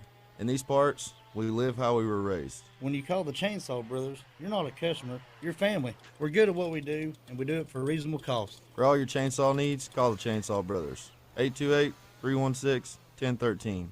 Or find us on Facebook. See how we treat our family. Are you still covered up with storm damage and debris? Call us about our daily rates at 828-316-1013. That's 828-316-1013. We're the Chainsaw Brothers, and with our neighbors, we are Western North Carolina strong. Woohoo! Buying or selling a home doesn't have to be stressful. Let me, Clarissa Marshall with eXp Realty, your local real estate expert, guide you every step of the way. Whether you're searching for your dream home, looking to sell quickly, or exploring investment opportunities, I've got the experience and the tools to get you the best deal possible. Call me, Clarissa Marshall with eXp Realty at 828-774-6343. Let's make your real estate dreams a reality. I'm your trusted realtor. I'm making moves and making dreams come true.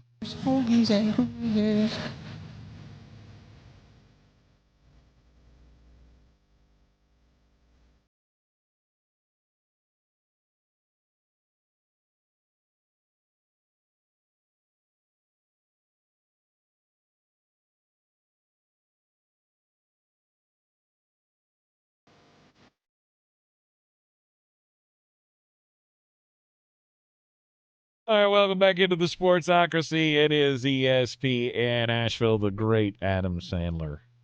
Oh, it's Lunch Lady Land. It's one of the best songs he ever did. Mm-hmm. Mm-hmm. It's not as good as the Lonesome Kicker. Lonesome Kicker is one. Yes, Lonesome Kicker is by far the best song he ever did. And then I would say Hanukkah Lunch song. Lady Land is pretty close.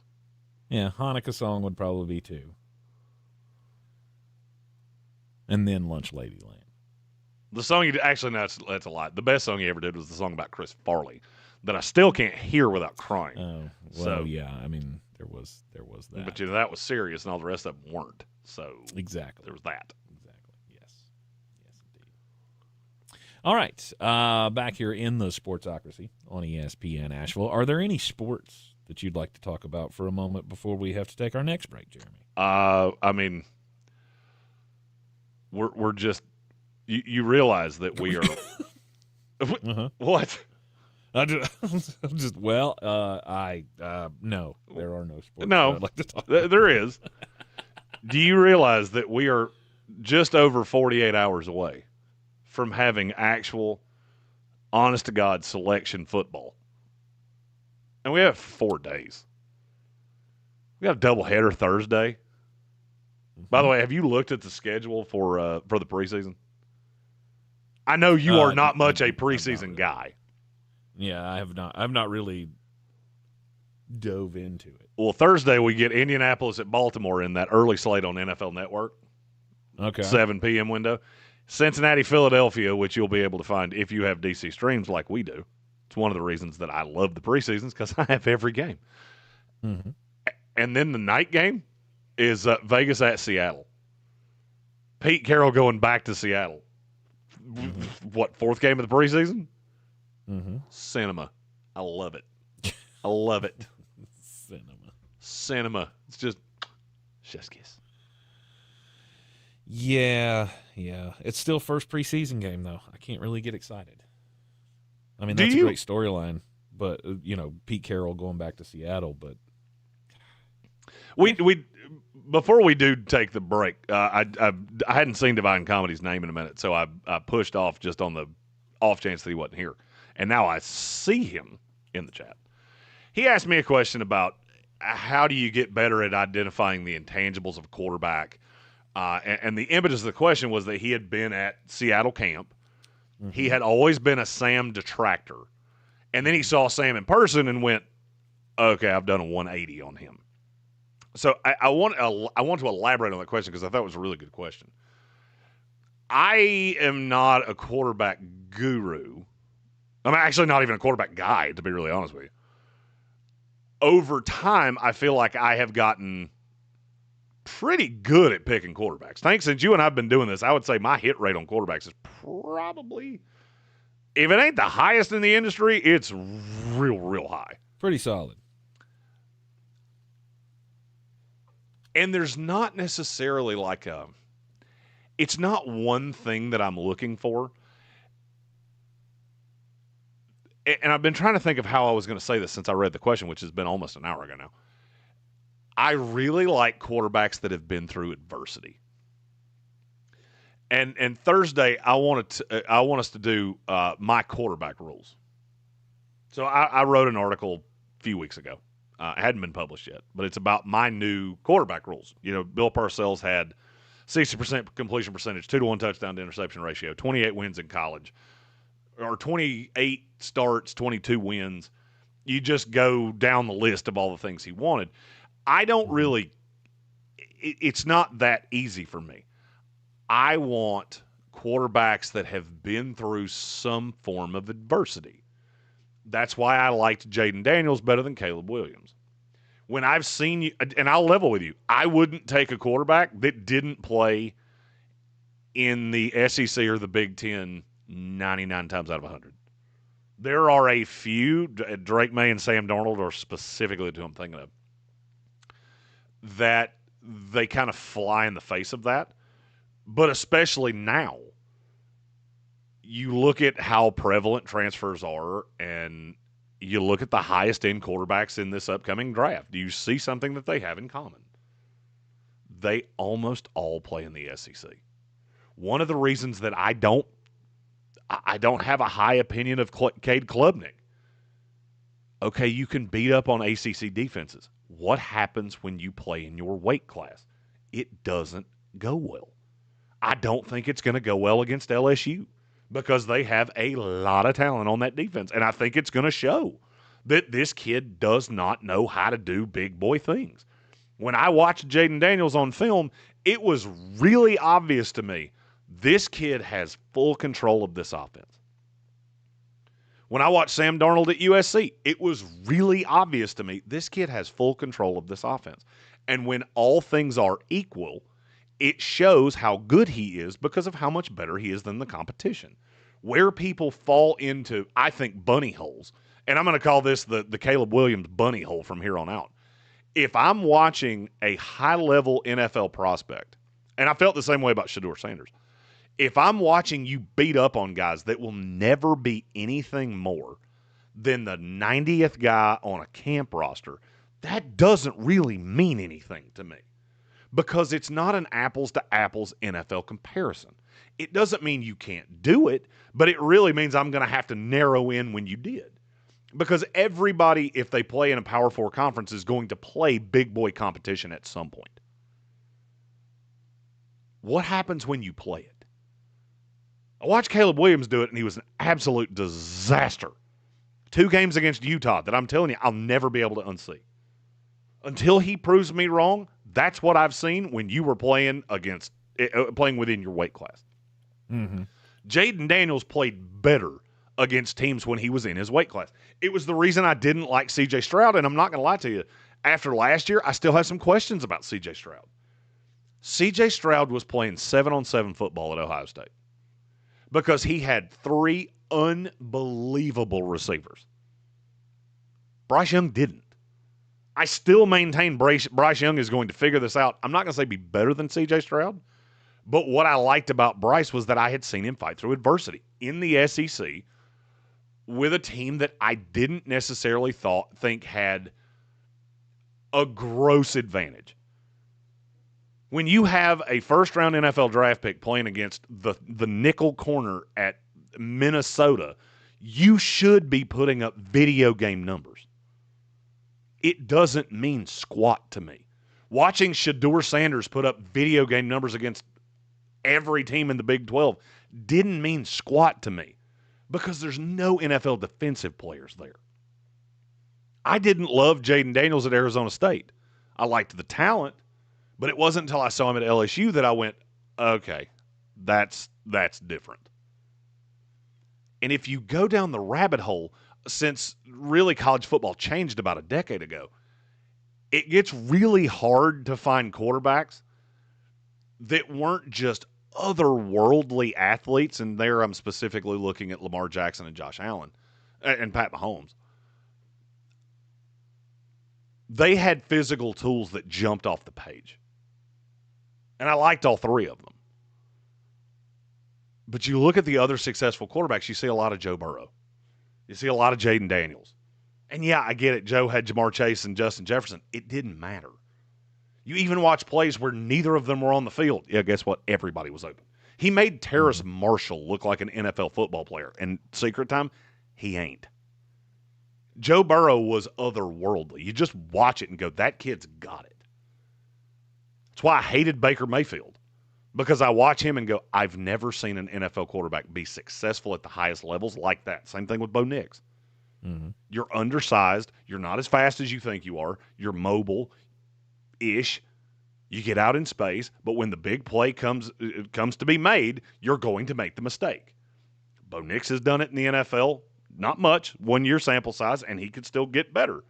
I'm not burying Bo at this point. I think he's a top 15 to 20 quarterback in the NFL. If I'm taking a guy in the top 5, top 10, I want that guy to have the upside to be a top 5 quarterback in the league. If you're not, I'm not taking you. It was the negative I had on Michael Penix. It was the negative I had on J.J. McCarthy. It was the negative I had on Bo Nix. I don't think you have that upside. Drake May did, Jaden Daniels did, and Caleb had that upside if you could unlock it out of him. The problem was that he was so fragile that everything was going to have to be perfect.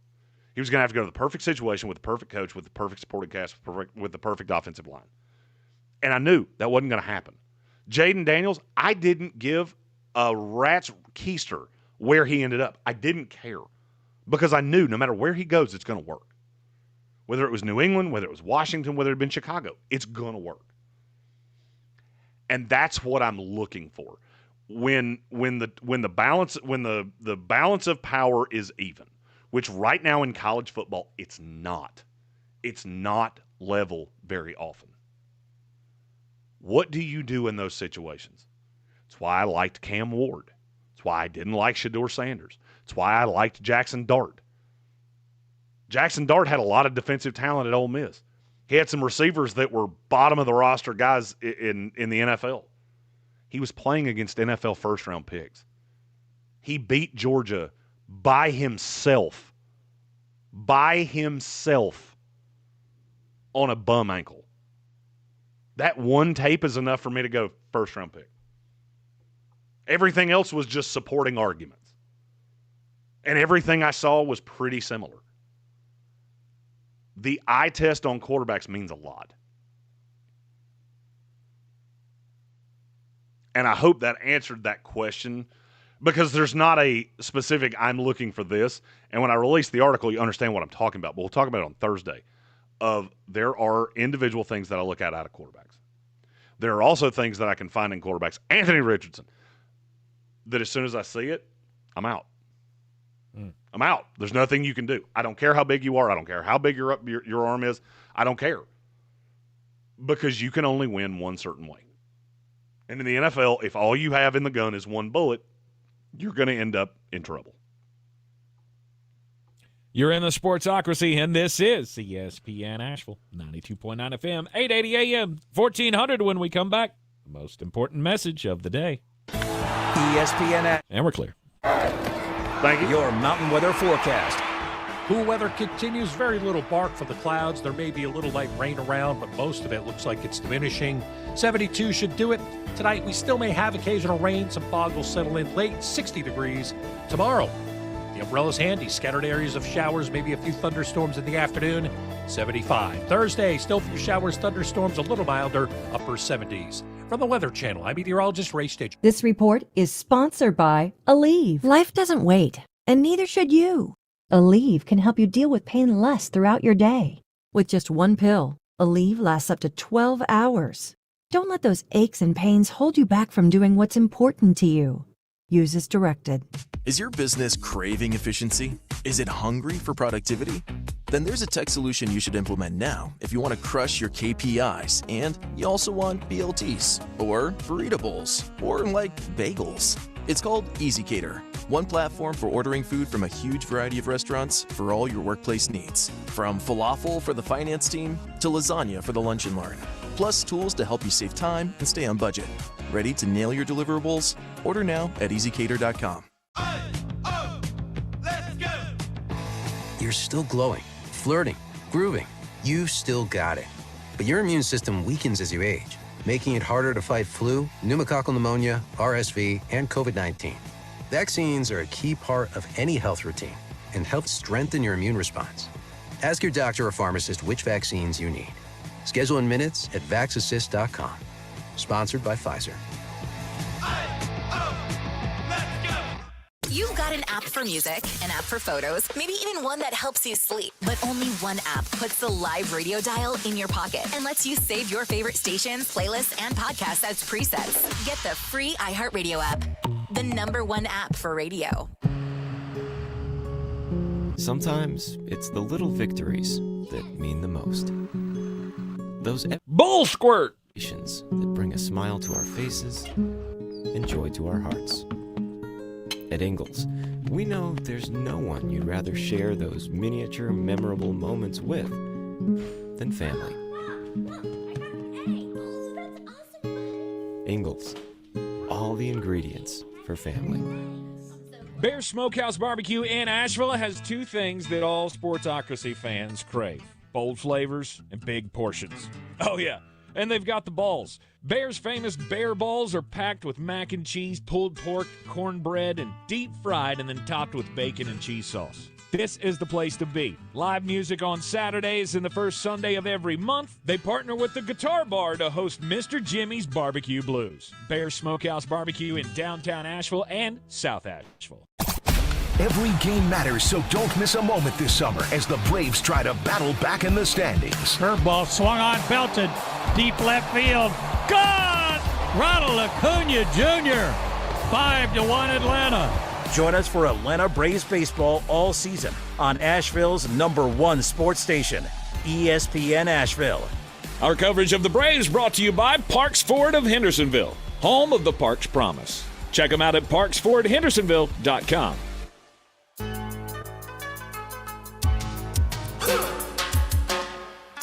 Back in the Sportsocracy, it is ESPN Asheville, and it's time for the most important message of the day. Don't do crimes. We're going to go up to Canada for this one. Canadian crimes. Our Canadan friends are seeing crimes done.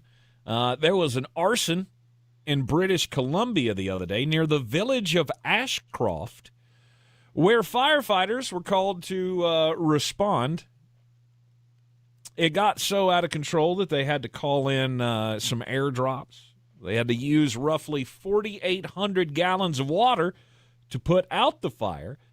And what was not the strange part about it was not the fact that there was just a fire, because there's a lot of wildfires going on up in Canada right now, if you haven't noticed, destroying the air quality of every major northeastern, or I guess northern city in America right now. Thanks for that, Canada. The thing that started the fire, it was a fish. It was a fish.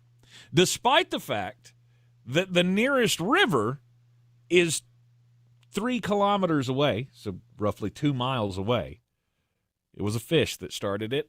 How do you think that happened, Jeremy? It swam. It did not swim. It did not swim 2 miles across the land. It got picked up by an osprey, and the osprey dropped it on a power line. So the food got dropped on the power line, sparked the fire, and there you have it.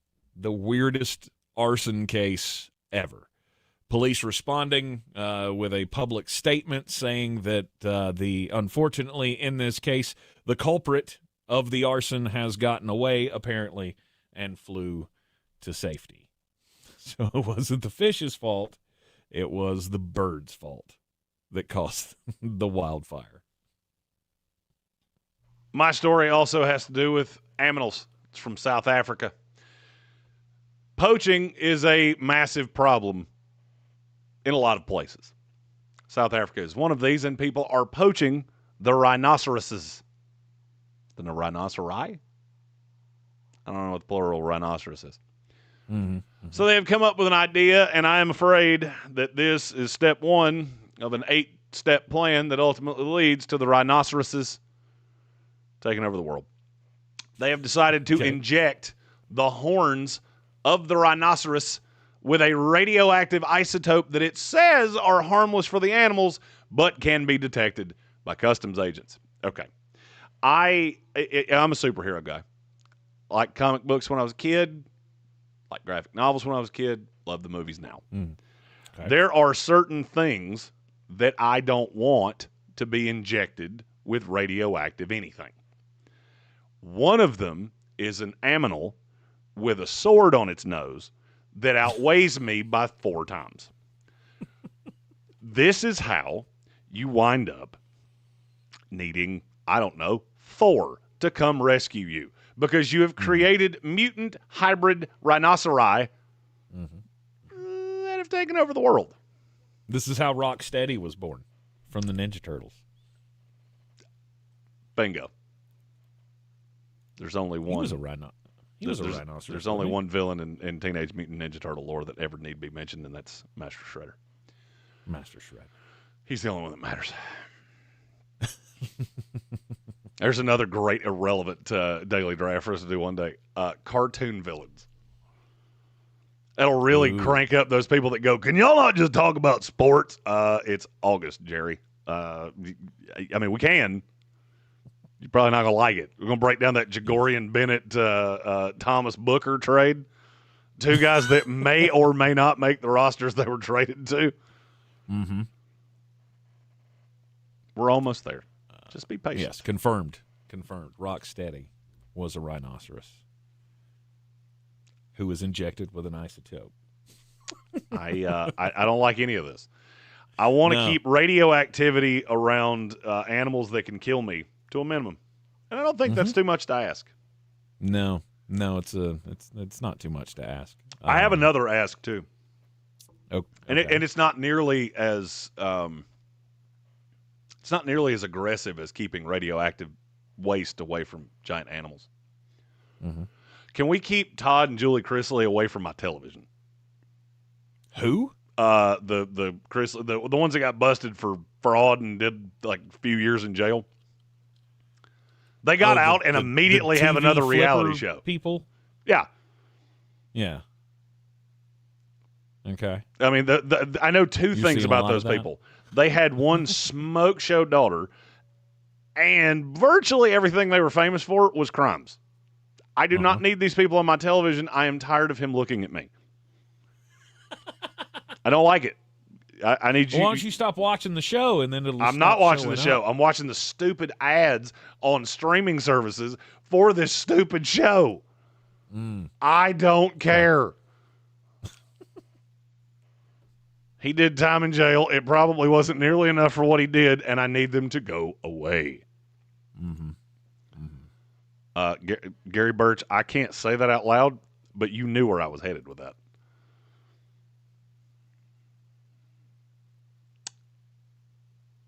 I have no idea what you're talking about. Joke writes, that's because you don't know who Todd Chrisley is. Yeah, I don't. If you know who he is, you don't even have to know what we're talking about. And I guarantee you, people riding around in their car right now are going, I don't even know what that comment said, but I bet I know what it was about. Okay. And for those of you that are going, that's those are 2 offensive. people that I have but you knew what I was talking about. knowledge of. Yeah. They actually lived 4 doors down from my best friend in Anderson, South Carolina. I know things about those people that would blow your mind. And the fact that they got out of jail that quick makes me so angry. Right.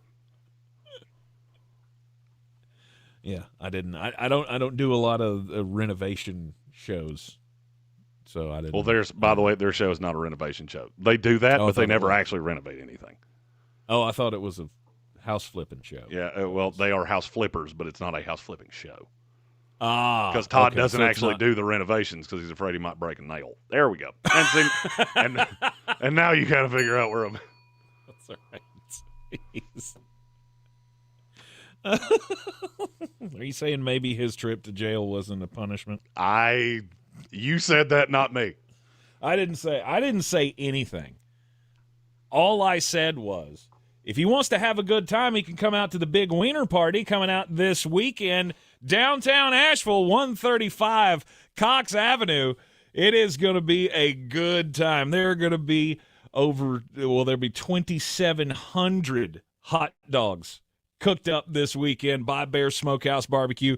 9 different teams will be tasked with topping those hot dogs, and then a gang of celebrity judges will be they'll be deciding which of the big meters is superior. There will be one royal wiener this weekend at the big wiener party. Bears Smokehouse Barbecue, 135 Cox Avenue, downtown. You are not going to want to miss it. Jeremy is one of the celebrity judges.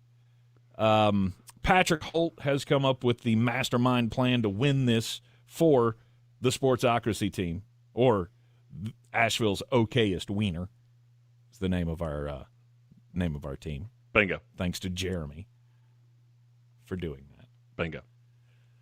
But anyway, go to bearsbbq.com for more information. Tickets are available for the big wiener party at eventbrite.com. Did you enjoy that one? What was that? And that, ladies and gentlemen, is why Tank Spencer is your transition king. Yeah. Hail. Yeah. That's right. That's right. Don't forget, you can get in on the fun with us, not only at the Big Wiener Party this weekend, but also we are going to have a special kickoff party to the Livin' the Dream 2 tour. It's going to be at Cultivated Cocktails down on Charlotte Highway. And this is on the 16th? Is that right? Correct. I don't have my calendar open. All right. August the 16th. We'll be down there, and Cultivated Cocktails will be helping us kick off everything. They're going to be providing us with some spirits to take along on our fan trips this year. And our good friend Terry Lynn Queen is going to bring her band TLQ Plus 2, come on down and play some hot cover tunes. And we'll be hanging out, having some cocktails, and just enjoying the start of the football season with you. You invite can everybody to come down to that. You can come thank Terry Lynn in person for being probably the most influential person into our tailgate tour actually happening, including myself. Because she made the business work. Yes, indeed. We are forever grateful to her for that, and you should be as well. Her involvement in our little venture here has just spiced up the Living the Dream tour once again. Go to living, you got to put the G in there, livingthedream2.com and find out about all of our fan trips. Pick out the best one. Go ahead and register, and the first 50 people that sign up for road trips are going to get $25 off of the cost of the trip. So correct.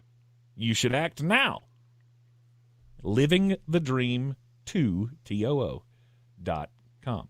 That'll wrap it up for us today, Jeremy. Good job today. Not bad. After we started out real rough with the whole studio there, the whole Mullet Manor studio going down at the beginning. The radio listeners did not notice any hiccups because it was all solid. We made some jokes, we killed some time, and that's what we do every day, right here on ESPN Asheville. Indeed. We will see you back here tomorrow at noon. It'll be a Womack Wednesday with Chris Womack, Sports Director of News 13. ESPN. Clear. Thank you. Your mountain weather forecast. Cool weather continues. Very little. I'm going to say that's got to be up there on the power ranking of Looks like it's diminishing. Big Wiener Party commercials. We still may have occasional rain. Some fog will settle in late, 60 degrees. That was tomorrow. The best one of all time. Umbrellas It handy, is unquestioned. It is the school pizza of transition. Your showers, thunderstorm. It was solid. 70s. From the Weather Channel, I'm meteorologist Ray Stitch. This report is sponsored by RenewalByAnderson.com. It's the end of summer exclusive sale at Renewal by Anderson. Buy one window or door and get one 40% off. Plus 0 down and 0 interest for 5 years. Ends August 31st. Sound familiar? At Mattress Firm, we understand there are many problems like snoring, aches and pains, hot sleep, or even an old saggy mattress that can keep you up at night. And our sleep experts have the unrivaled know-how to match you with a mattress that can help. And now you can upgrade to a queen mattress and adjustable base for just $499.99. For the great sleep you deserve, visit Mattress Firm. We make sleep easy. Restrictions apply. See store or website for details. This is the story of the one. As a safety manager at a manufacturing plant, he does everything he can to keep his coworkers safe. From finding ways to reduce risks to keeping safety supplies in stock. And for that, he relies on Grainger. Grainger offers a broad range of quality products and next-day delivery, so he can always play it safe. Call 1-800-GRAINGER, click Grainger.com, or just stop by. Grainger, for the ones. Indeed. This show is the 1 3-hour break I have from pure unmitigated chaos every week. Or every day.